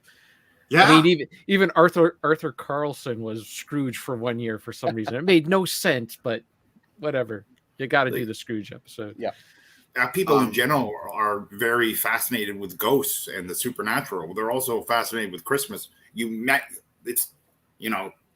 those things two together, and it's bound to be a hit because people are into that stuff a lot, and emotionally, and fear and whatever. It's interesting. Yeah, Flintstones. I think I remember that too. Yeah, I think every major cartoon character has done a Christmas Carol at one point. Do you guys remember Simpsons, Family Guy? I'm sure they've all done it. Like, sure. Yeah. But do you guys remember the original Flintstones Christmas episode where Fred and Barney had to be Santa that year and give the gifts out and all that stuff? Yes. And none of us questions how cavemen came to know of Christ. Man, there you go. They were a modern historic family. Right, like they had television for some they were modern reason. Yeah, historic modern, family. yeah. Classic, but let's not question it. The only thing I want to add to Rob, your Christmas Eve tradition is watching Christmas Carol. In our family, my strongest memories are watching it Christmas morning, often at Grandma's house. It's just that time of day it was playing. Yeah. But often you could also flip channels and catch it like at the half-hour mark, the 1 hour mark. It was on so many channels. For me, it was late at night. It was maybe 10:30, 11 o'clock at night, and it was Christmas Eve, and I was watching it. And like I said, every moment of Scrooge's redemption, I felt better and better as the night went on. And then at the end, you're light as a feather. Exactly. Oh, while I wasn't merry as a schoolboy, I was actually feeling a lot better than I was earlier that evening. So Never marry as a schoolboy. I was miserable as a schoolboy. Anyway, thanks, Rob. That's you had another amazing list. I knew you would. yeah, no problem. But Indeed. Kevin, can you follow A Christmas Carol with something? No. No, I'm going to demand when I come back anytime if I am back is that I don't follow Rob because I cannot keep up. All I got is trash next. This is just this is the only movie I don't believe I have to watch. I love all these other movies that I mentioned, but this is the only movie I have to watch every Christmas. And it's complete trash, but I love it. But That's it's trash the in a good point way. of this, What is though. it? It's Christmas Vacation. Oh, I was hoping I this was would waiting. come up. I Come knew on. somebody had to pick this. That's not Of trash. course. It is That's trash. It is utter trash. It's not I trash. love it. It's trash. I love it. I mean That trash. has stood the test of time. Griswold has so affection. very few redeeming personality traits. That has totally stood the test of time. Everyone talks about that movie. Well, and Clark Griswold, yeah, he doesn't have many. Well, he does. I mean, he loves his couple. family and stuff. He's got charm. That's the thing. Like He's got charm.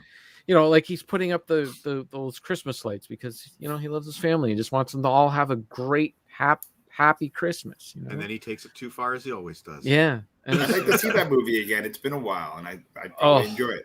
I watch it every year, and when I first saw this movie, it almost felt like as if they made it just for me because I had one of the neighbors had a Ford Taurus station wagon, just like Clark Griswold, and they were kind of annoying, just like the Griswolds. It was almost like as if they were speaking to me on some level. But for me, it's my favorite vacation movie. It's my favorite Christmas movie. It's hilarious. I could quote it all day long. It's good times. I'm assuming that this is a quote from the film. Yeah, of course. What, have you not seen it? It's been a lot of years, Kevin. Oh my god. Yeah, I'm definitely gonna give it a whirl. It's been a while for me. Would this be Cousin Eddie? Of course, it's Cousin Eddie. Okay. Who else would it be? Randy Quaid. Yeah. Oh man, he was. I mean, I know he's a little he's weird now, off the planet right now, but. So is Ted Nugent, but you still listen to his tunes. I do. Yeah, I do still listen to Ted Nugent. Yeah. Everyone was cast brilliantly. You got Brian Doyle Murray doing his usual bosses. Instead of running an arcade, he's running a food additives. That's what Clark Griswold is, food additives. But I mean. It gets cheesy towards the end and all that stuff, but it just all fits. Like the Christmas tree and the squirrel in the tree and the annoying family that comes and visits. It's all just it speaks to me. It speaks to me on every level. Lovely. I love it. I love it. I love it. I was hoping that movie would come up. It has been a lot of years since I've seen it, but I'm still young. I've still got lots of Christmases. I envy you because I sit and watch it and I could just I know what's coming up next. Like next time I see it, it'll be all new to me. Yeah, I wish I could erase everything and just see it again for the first time. My buddy Chris here, he is the kind of guy. He is an acknowledged OCD after my own heart. And when he buys a movie like National Lampoon's Vacation, he has to buy the entire series. He's just compulsive that way. So fortunately, he also likes Christmas Vacation, but it was diminishing returns from that point forward, I believe, right? Well, the first one was Vacation, and then European Vacation. It has its qualities. It's not terrible. Then there's Vegas. Christmas Vacation was great, I think, and then Vegas Vacation, which and the you can skip that one. And then didn't they actually do a follow-up with Cousin Eddie?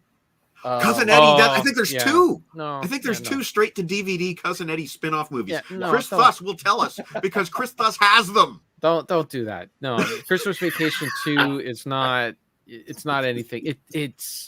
What's actually more entertaining is you can watch. There are people that on YouTube that will break down and explain why the second movie sucks, and that I couldn't. Is there a Christmas Vacation 2? Yeah, it's a Cousin Eddie. I thought it just went Christmas Vacation and European Vacation and whatever. No, Christmas Vacation 2 comes way later in the straight to DVD. But there's no Griswold family in it. Okay, it's just Cousin Eddie. There you go. Yeah. Oh yeah, I can picture the cover now. Yeah. I can totally picture the cover of the DVD. There's a guy on YouTube. He did all the Christmas Story sequels and explained like what went wrong with that. And I believe he did Christmas Story too. I couldn't tell you the name of the channel, but just go on YouTube and watch that. That's way more entertaining than the movies themselves. Yeah, that just I have no interest in. I mean, they're just cash in. You know, like, oh, people are buying Christmas Vacation still 20 years later. Let's put out a DVD and put something else on the shelf, so they'll buy that too. Oh, I guarantee people are still buying that movie. Oh yeah, yeah, for sure. And I guarantee you that if you go to your local Beat Goes On store, you can buy 5 of these right now. Probably. and also, I will say, this guy here has to have all the American Pie and the American Pie spin-off films. I love Chris Thuss because of his like he's got to have Alien, Predator, Alien versus Predator, Alien versus Predator 2. See, I just want the good stuff. I want my collection curated to just the good stuff. I love the OC. He's my buddy. You know that. You know what? I understand him. That's a lot of sexual relations with a pie. That's a lot. Like, come on. Yes, it is. Did they make an American Pie Christmas? There's an idea. Chris Thuss, tell us if they made American Pie Christmas. Anyway, Kevin, I salute you. All right, thank you. Yeah. You're the only one, and I thought that was going to be on there for sure, more than once. But me too. I thought like my list would be like just the same thing everyone else would bring up. So it's good. Good. All right, glad he showed up. It's time for you to knock one out of the park too. It's my turn at number afraid one. So the pressure is on. And my number one is With a Bullet. With a bullet. The only way for me to introduce it in this circumstance is to say this quote. Yeah. You smell like beef and cheese. You stink. You don't happen to remember that line? I was from your number two. From Elf. Is that a line from Elf? Yep. You stink like beef and cheese? Who is he saying that to? He is saying it to doesn't he say it to the store Santa? Yes. Yeah. Right. You smell like lies. Yeah, you smell like lies. Okay, yes. Yeah. Okay, I know this is a minute. That movie, I must have seen that movie so many times with my daughter, young, and the one show I watch, Rich Eisen is a sports guy, and he's also a good interview. He talks to a lot of actors and actresses and stuff too. And he always talks about remote droppers, movies, that are called remote droppers, where like if you're flicking around and it's on, you're like, oh, well, okay, I'm just watching. And I've heard them talk about The Fugitive. I've heard them talk about Die Hard. And for me, it's Elf, and it's happened to me several times. All of a sudden, Elf is on, and I'm transfixed. I have to watch it. I've always loved it. I love that two guys that are just not necessarily the type, James Caan and Mr. Ed Asner, and getting in like a legend like Bob Newhart. Just great casting, and especially James Caan. Mm-hmm. I think the first 15 minutes of that movie are absolute brilliance. Maybe 20 or so. Like right up until he first is, trying to connect with James Caan. It's pure comedy gold. I'm not even a big, Farrell fan at all. Like there is some stuff I like and some stuff I just have no interest in whatsoever. This is by far the best movie I think he's ever done. And kind of close to what Kevin said. He's consistent all the way through. He's not, all of a sudden, he's too goofy now. He's too straight now. No, he's just this, the whole time. And it's true about the Zooey Deschanel, song stuff. The whole Baby It's Cold Outside scene. just a great, like I said, a great cast, and a movie that I will never get sick of. I just won't. So it was. I knew right off the bat that it was my number one, and there it was. Thanks, man. And I have a guess at what yours is. Yeah. Or what could be. Yeah. I'm not going to say it. I'm not going to spoil it, but I have a guess. There's not much left, really. I know it. Anyway, well, without further ado, yeah. Sometime in the mid '80s, my mom bought my dad a new gun, and she did the exact same shtick that the dad did in this movie, where he hid it behind the desk. And my dad, unfortunately, he's not. God, what's the best way to describe my dad? Obtuse. He doesn't get things, you know. So we start the shtick. Les Nessman did not find that a compliment on WKRP, so you might want to think about. It's not a compliment. It's not a compliment. He just doesn't get things. Like, okay, before I tell you the real story, I'll tell you a setup story. One year, my mom bought my dad a brand new train set, and she wanted to surprise him with it. So she put it on top of the big freezer that we have in the basement. And she says, "Hey, Don, can you go down there and get a loaf of bread out of the freezer?" So he's like, okay. And he's supposed to go down to the freezer and find this train set and be like, yay, yay, because he wanted a train set. He comes back with the fucking loaf of bread. So anyways, we're all in on this. My dad had no idea what we were doing. And my mom says, "Hey, what's that over there behind the desk?" Just like the dad does in A Christmas Story. And my dad has no idea. He's like, "What are you talking about?"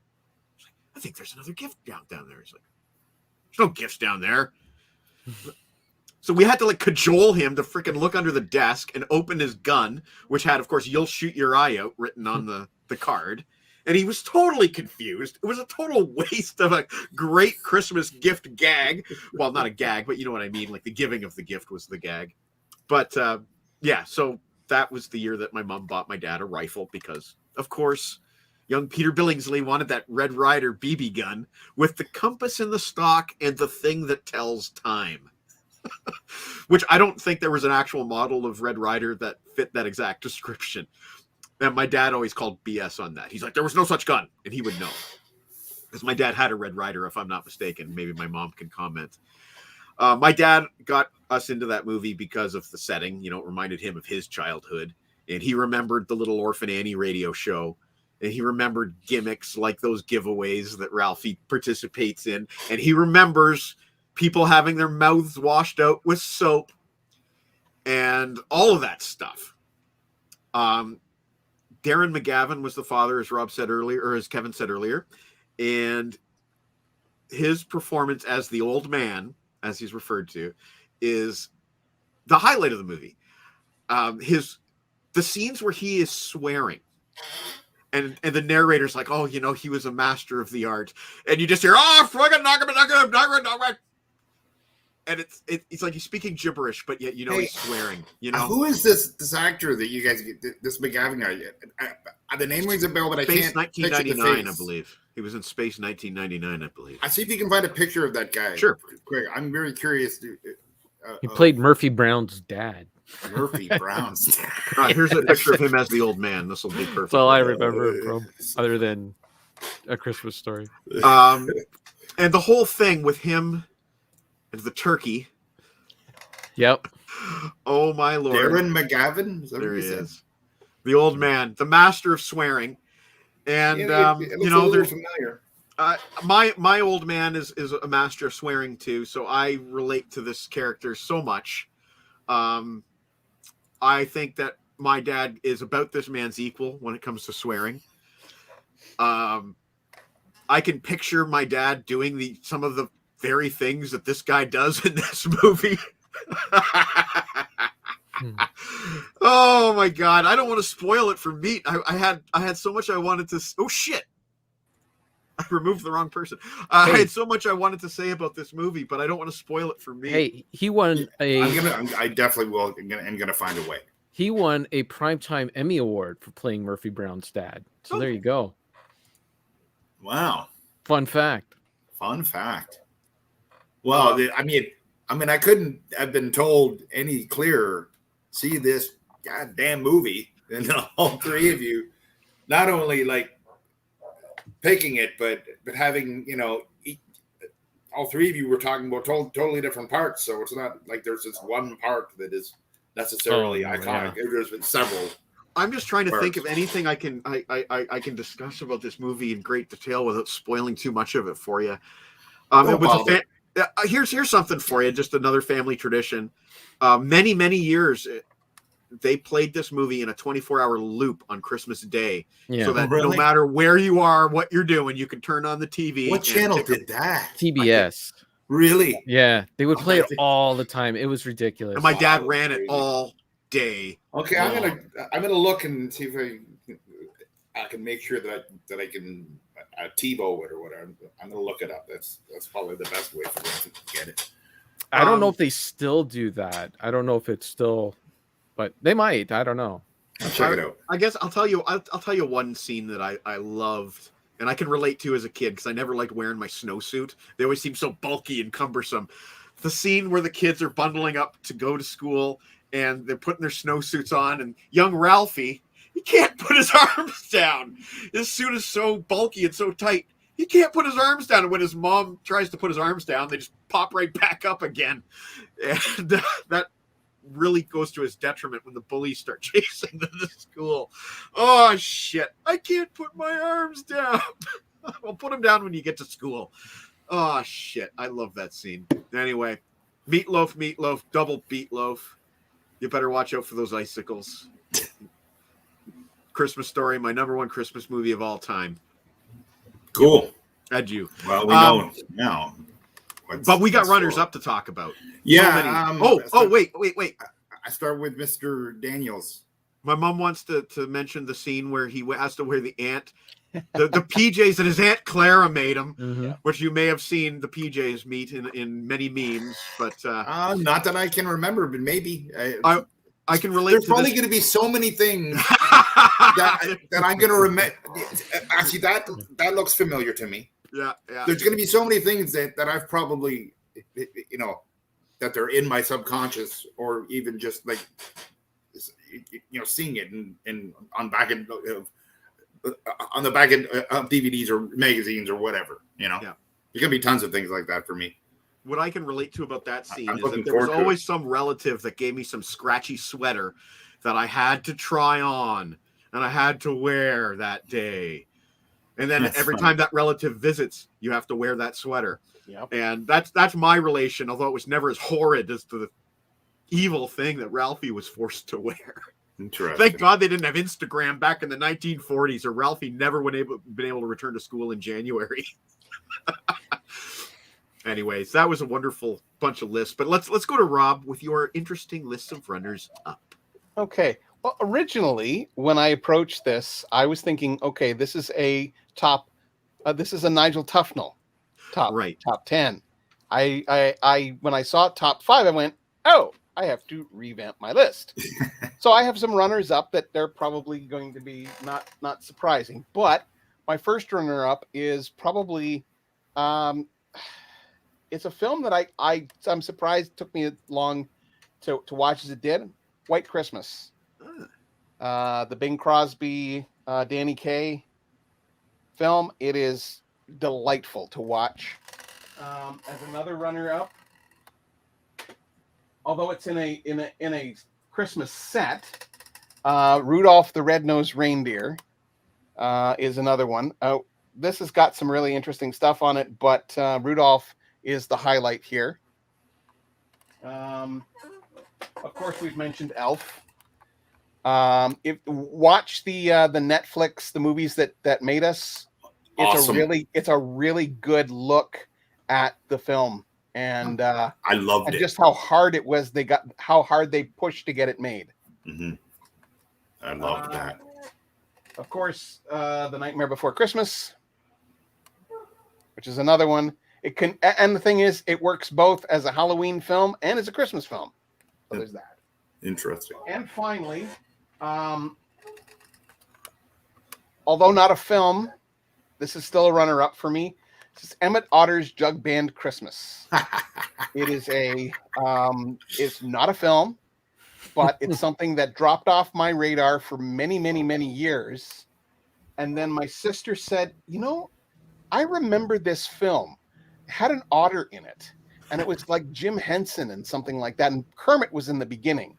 And so I had to kind of go through. And then there was this rock band in it. I can't remember the name, but they were just this heavy metal almost band. And for me, it was just, this is a charming film. Christmas is very lightly touched on it, but it has just this wonderful charm to it. And for me, didn't make the list because it wasn't a film. And but it is a television special that I am surprised isn't up there with the likes of the Charlie Brown Christmas special. Mm-hmm. Mhm. And it's a delightful film. It might be on Disney Plus. It was last year. I don't know if it still is. A couple of other films that I will touch on very, very briefly. A film called Klaus came out in, I think, 2013. It's an animated film. It is a very, very interesting take on the whole Christmas story. Isn't that the one with Bill Hader that just came out in 2020? No, this is perhaps maybe that's the one you're talking about, but I'm not sure. It was something that I just recently, like last year, I watched for the very first time. Yeah. And yeah, I think it's new. I think that might be the one. And then finally was a film that Arthur Christmas. It's another animated film that is just so delightful. And it's, for me, it has that Christmas spirit to it. And some other ones that I've seen recently, the only reason why they didn't make the list is because of they haven't sunk in with me, was Christmas Chronicles with Kurt Russell. It was done a couple of maybe 2 years ago, maybe a year or so ago. And The First Santa Claus with Tim Allen. That's a pretty. And those are my runners up. You know that. Oh, and one more, sorry. The original How the Grinch Stole Christmas. Oh, of course, yeah. With Burl Ives again. no, actually, it's, in that case, it's Thurl who's that guy? Ravencroft is "You're a mean one, Mr. yeah. Grinch." Tony the Tiger. Yes, and, You know that Otter movie, that Otter band movie. Boris Karloff. I bet you I would like that a lot more than A Nightmare Before Christmas. It's a charming. It was done 77. You can see in that film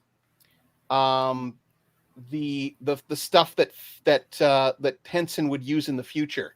Mhm. Right. So he was using that as kind of a test, much like Lucas would do in a lot of films, where he would do experiments that may not have worked or kind of worked in his films, and then he'd use it later in the later films with more refined techniques.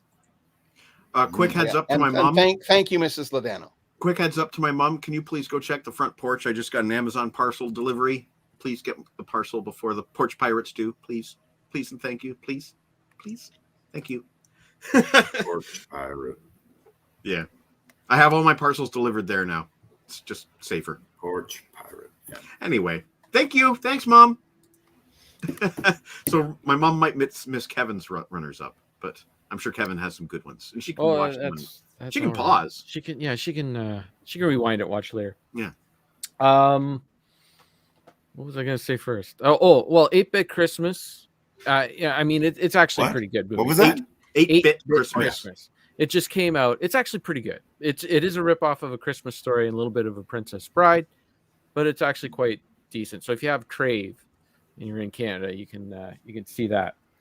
If you're looking for something old and in black and white, Barbara Stanwyck actually did a couple of great movies back in the day. Christmas in Connecticut is one, and the other one, I don't have it. The title is Remember the Night.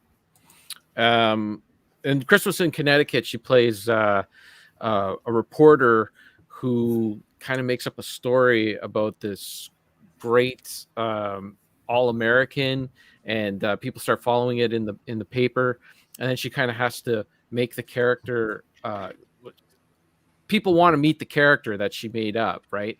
But she keeps pretending that it's a real person, so she goats some guy to do it. Anyways, they end up in. They're both from New York, but they end up in Connecticut, and they have their Christmas in Connecticut, and love is in the air. Spencer Tracy and Katharine Hepburn, they did a bunch of movies together, but this is their only Christmas movie. And Desk Set is one of their best ones, and this one it takes place. They're in an office. Always office relationships at Christmas time. And there's a machine coming into the office and is kind of taking over the jobs. So Katharine Hepburn runs this department, and everyone's worried about losing their jobs, and she's got to convince the old man Spencer Tracy to like keep all of her staff on, and love is in the air, and it's Christmas time, and all feel good. And finally, this only didn't make my list because if you thought Die Hard was questionable as a Christmas movie, this one's really questionable because it kind of dips in and out of Christmas. The majority of the movie has nothing to do with Christmas, but it's got that Christmas feeling once in a while. It just brings you in there. It's kind of more with New Year's, tied closer to New Year's Eve, but there is a lot of Christmas in When Harry Met Sally. That's true. And it's a fantastic movie. It's a great movie. Awesome movie. As you can even see, it's got fall over here, so even on the cover, they're not trying to sell it as a Christmas movie. But, if you're looking for something a little different, you haven't seen When Harry Met Sally in a while, you can watch that at Christmas time. The pseudo sequel to that, You've Got Mail, also could be called a Christmas movie. Yeah, and You Got Mail is sort of a remake of The Shop Around the Corner with James Stewart, but it didn't make my list. It's also kind of a Christmas movie too, but it didn't make my list because I haven't seen it yet. So there you go. Yeah. I'm planning on watching it this Christmas. I got it set to record on my PVR. As soon as you said You've Got Mail, I thought of my poor grandma who's in the hospital right now. Went to the movie theater with her. God, I guess it would have been over 20 years ago. It was a long time ago. We saw Star Trek Insurrection, I think, in the theater, and You've Got Mail was playing in another cinema in the same Cineplex. And I remember my grandma coming out and she says, "I just saw the sweetest movie. It was called There's Mail Waiting for You." It was the same grandma who really, really enjoyed that George Clooney movie called Brother, Can You Spare a Dime? I enjoyed it too. Yeah. There you go. Anyway, Meat, what do you got for runners up? Okay. As per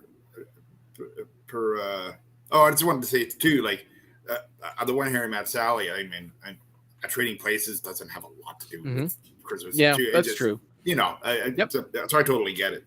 But I'll comment on the ones that have already been said. One, what almost made my list was I was going to combine the two movies together, cheating. The Frosty the Snowman animated, and the red and the Rudolph one that's in like the claymation kind of thing. The classic claymation, not the remake. Which is again interesting with Elf because they literally do an homage to it with, I believe so. With Leon Redbone, they're playing Santa there. So that was going to be one. One Magic Christmas. I was already said by Bonnie. What else here? Okay. A movie called Just Friends. Ryan Reynolds, and I think it's Elizabeth Smart. Is that her name? Yep. It's a rom-com, and a lot of it does take place around Christmas. Is that the one where he's in the fat suit? Yes. Okay. Yes. Speaking of the fat suit, Fat Man, which we just came out last year with Mel Gibson playing Santa Claus, but in the North Pole, and a kid gets coal in his stocking from Santa because he was bad, So the kid says, "That's it. I'm going to go kill Santa Claus." So he hires a hitman who's played by Walton Goggins. Was his name? I love him. Love that And guy, yeah. they go up and they try to kill Santa Claus.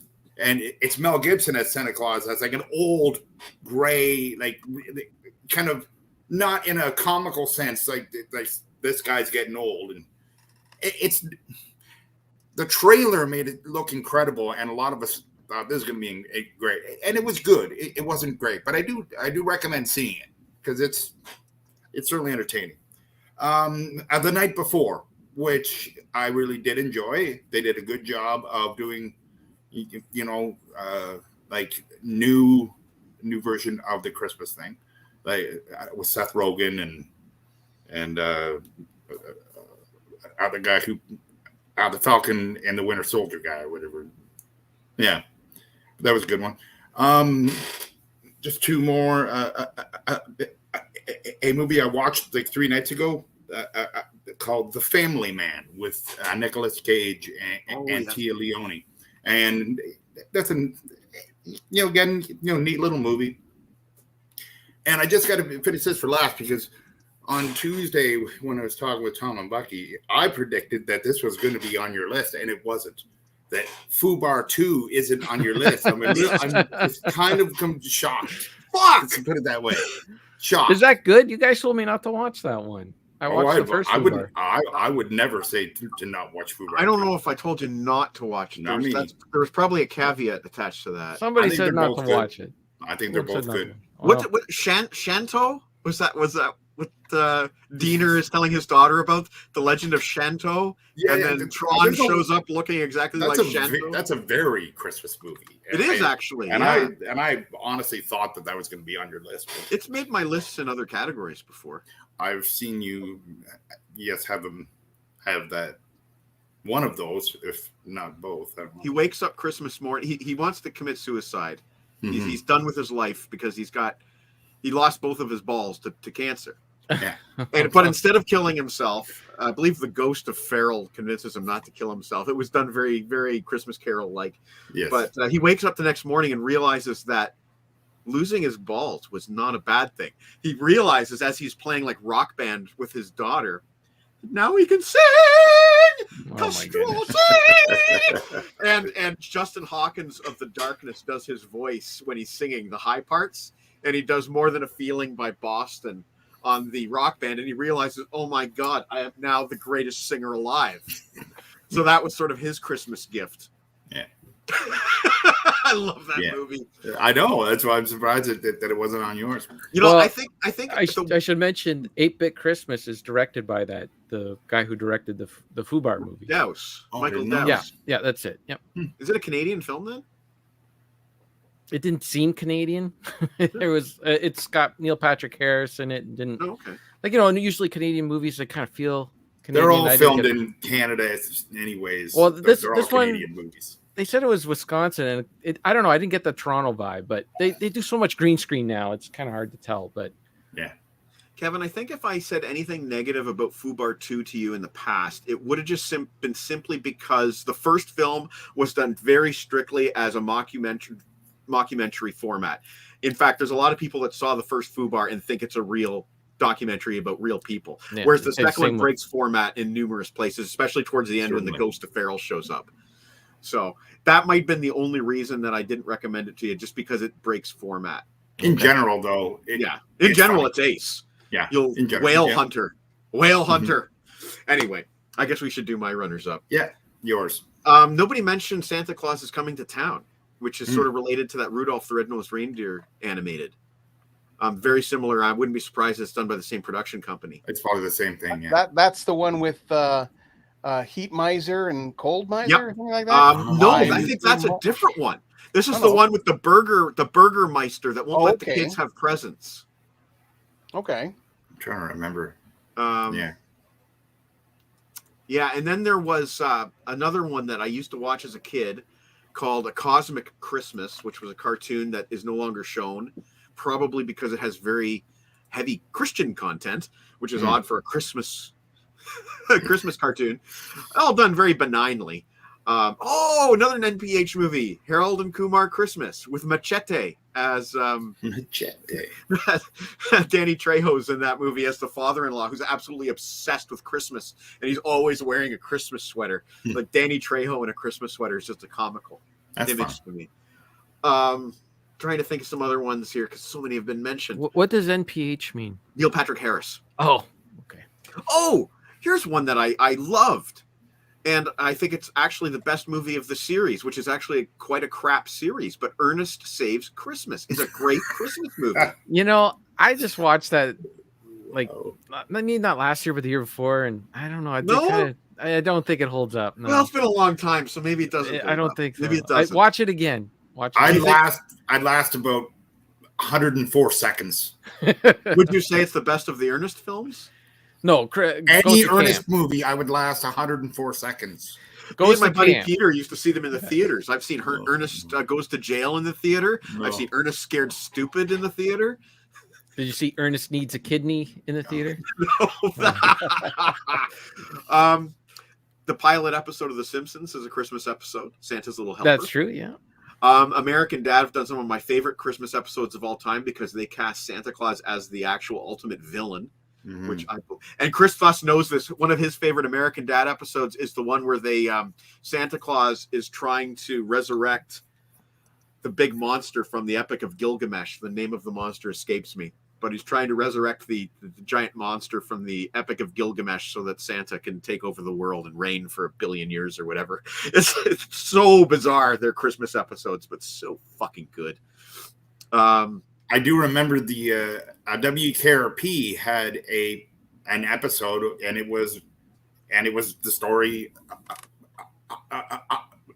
It was a shortened version of A Christmas Carol. Totally Dickens, 100%. Just shortened. I don't think I have anything else on my runners up list. I think you guys have covered. That. Oh, one more, and it's not a Christmas movie. I'll concede that. I used to say this to spite people who put Die Hard on their lists, but I would come back. Star Trek Generations. And the only reason is because there's one scene that takes place in the Nexus that happens to take place at Christmas with that's right. Yeah. And that's the only reason that I could get away with calling it a Christmas movie. But honestly, I don't believe it is. I just used to say it out of spite. Well, one of my questions for you guys was going to be are there any movies that you watch at Christmas time that aren't Christmas movies? Like, for instance, for me, when I was a kid, I would always get at Christmas time, I would always get a Star Trek movie. So I kind of tie in the Star Trek films with Christmas. So are there any movies like that for you guys? Star Wars, yeah. Yep. I remember one Christmas morning, my family and I had gotten Star Trek 2 and Star Trek 3 for Christmas. I had Star Trek 4. We watched 2, 3, and 4 that Christmas day. And, that's awesome. Wow. That's the Genesis arc right there. Yeah, essentially, yeah. Mm-hmm. And for my dad consistently says he's not a sci-fi guy, but he loved watching those films. Oh, they're great. They're fantastic. It's a fantastic trilogy of films. Mm-hmm. Rob, Christmas Day 1991, my sister was given the Star Wars trilogy box set. I was given the Star Trek 5 movie box set. We took turns. I believe she went first with A New Hope. Then I went first with the motion picture, which unfortunately it didn't work out very well on my part. Just if I only should have started on the Wrath of Khan, but I wanted to watch them in order. But that's how we had to do Christmas Day, taking turns, because one VCR. Mm-hmm. Okay, motion picture, not to cause any controversy, motion picture is an underrated film. I will say that. Agree. It is the most Star Trek out of all the films. Yeah. Oh, although Star Trek 4 is very Star Trek-y. Yes. Too, but they're almost the exact same thing of big things coming towards Earth. Yeah. I didn't forget to mention one of my runners up. Have you guys watched the director's cut of that's the one to watch. Yeah, I hope it comes out the Blu-ray. Mm-hmm. Yeah. I forgot to mention one runner up that also counts as an Easter movie. But I used to watch it with my dearly departed mother-in-law when we were wrapping gifts, and it's The Life of Brian. Oh yeah, that's a good one to watch. For sure. I used to put my poor mother-in-law through so much hell with my movie choices, but Would The Last Temptation of Christ be considered a Christmas movie? Easter, definitely Easter. Yeah, more Easter than So- Christmas. It's funny what you just said about choice for Christmas movies. I remember this very well, and my dad used to bring this up to me many times.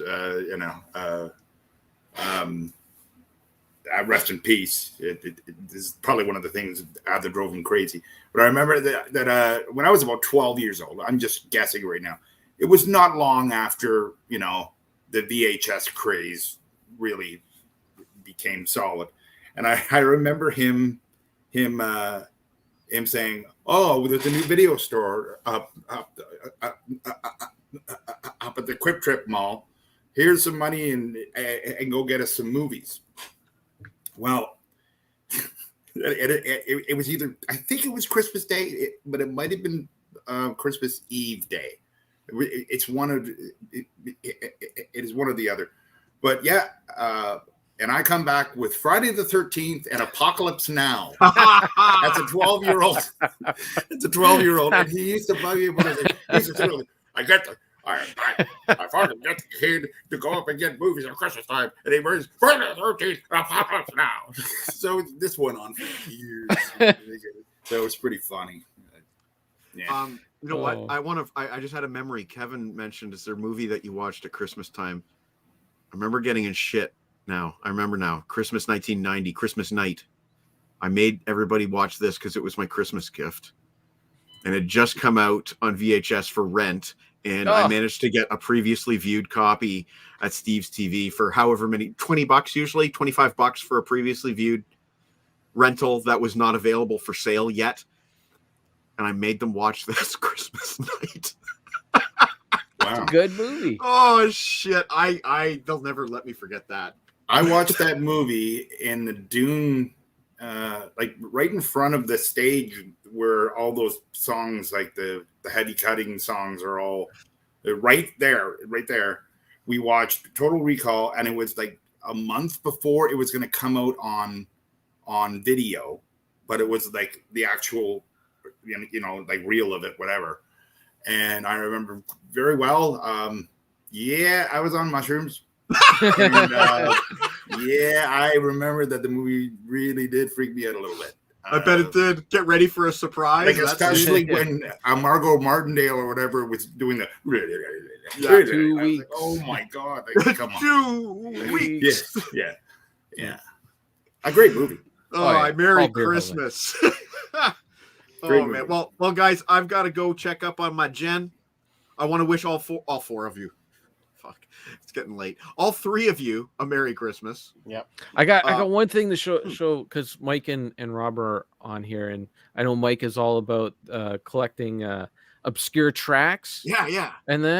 And Rob is all about the soundtracks. Now, I'm not about collecting obscure tracks, but when I go to my thrift store and I find an obscure track for $2, and I was on my trek to like collect as much Tragically Hip as I possibly could recently, and I found this at the thrift store. I was so excited. I got the Men with Brooms. Oh yeah, that has an exclusive Tragically Hip song on it called "Oh Honey," and then they do a song with Sarah Harmer on here as well. So I just wanted to share that with the soundtrack guy and the rare track guy. Yeah, that's nice find, Kevin. Yeah, and the CD. It's in the shape of a curling stone. Yeah, that's cool. Nice touch.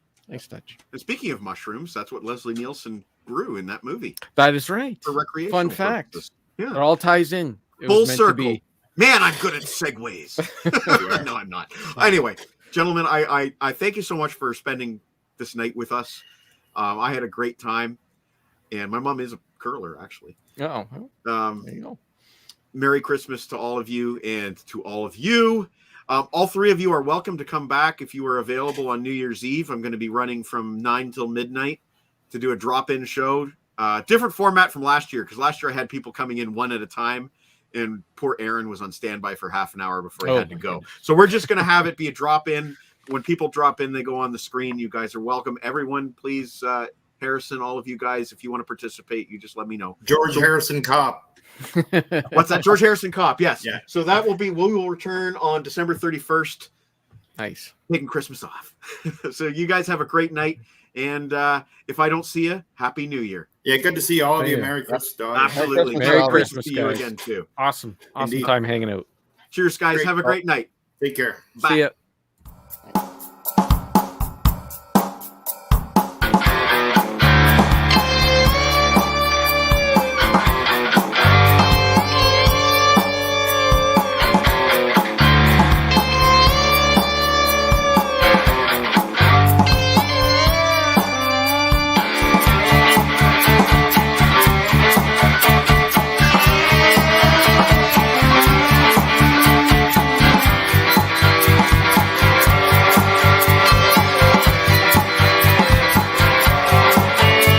LeBrain train. LeBrain train. Wow. Everybody get on board. See what LeBrain has got in store. Guaranteed 2,000 words or more. LeBrain train. All right. LeBrain train. If rock and roll is what you crave, it's guaranteed to make your day. Stick around and what they've got to say. Over the brain train. The brain train. Guess enlist, you'll never know, so just sit back, enjoy the show. This train goes everywhere you want to go. The brain train. The brain train. Give me a one-way ticket to anywhere and a glazed donut. To go. The brain train.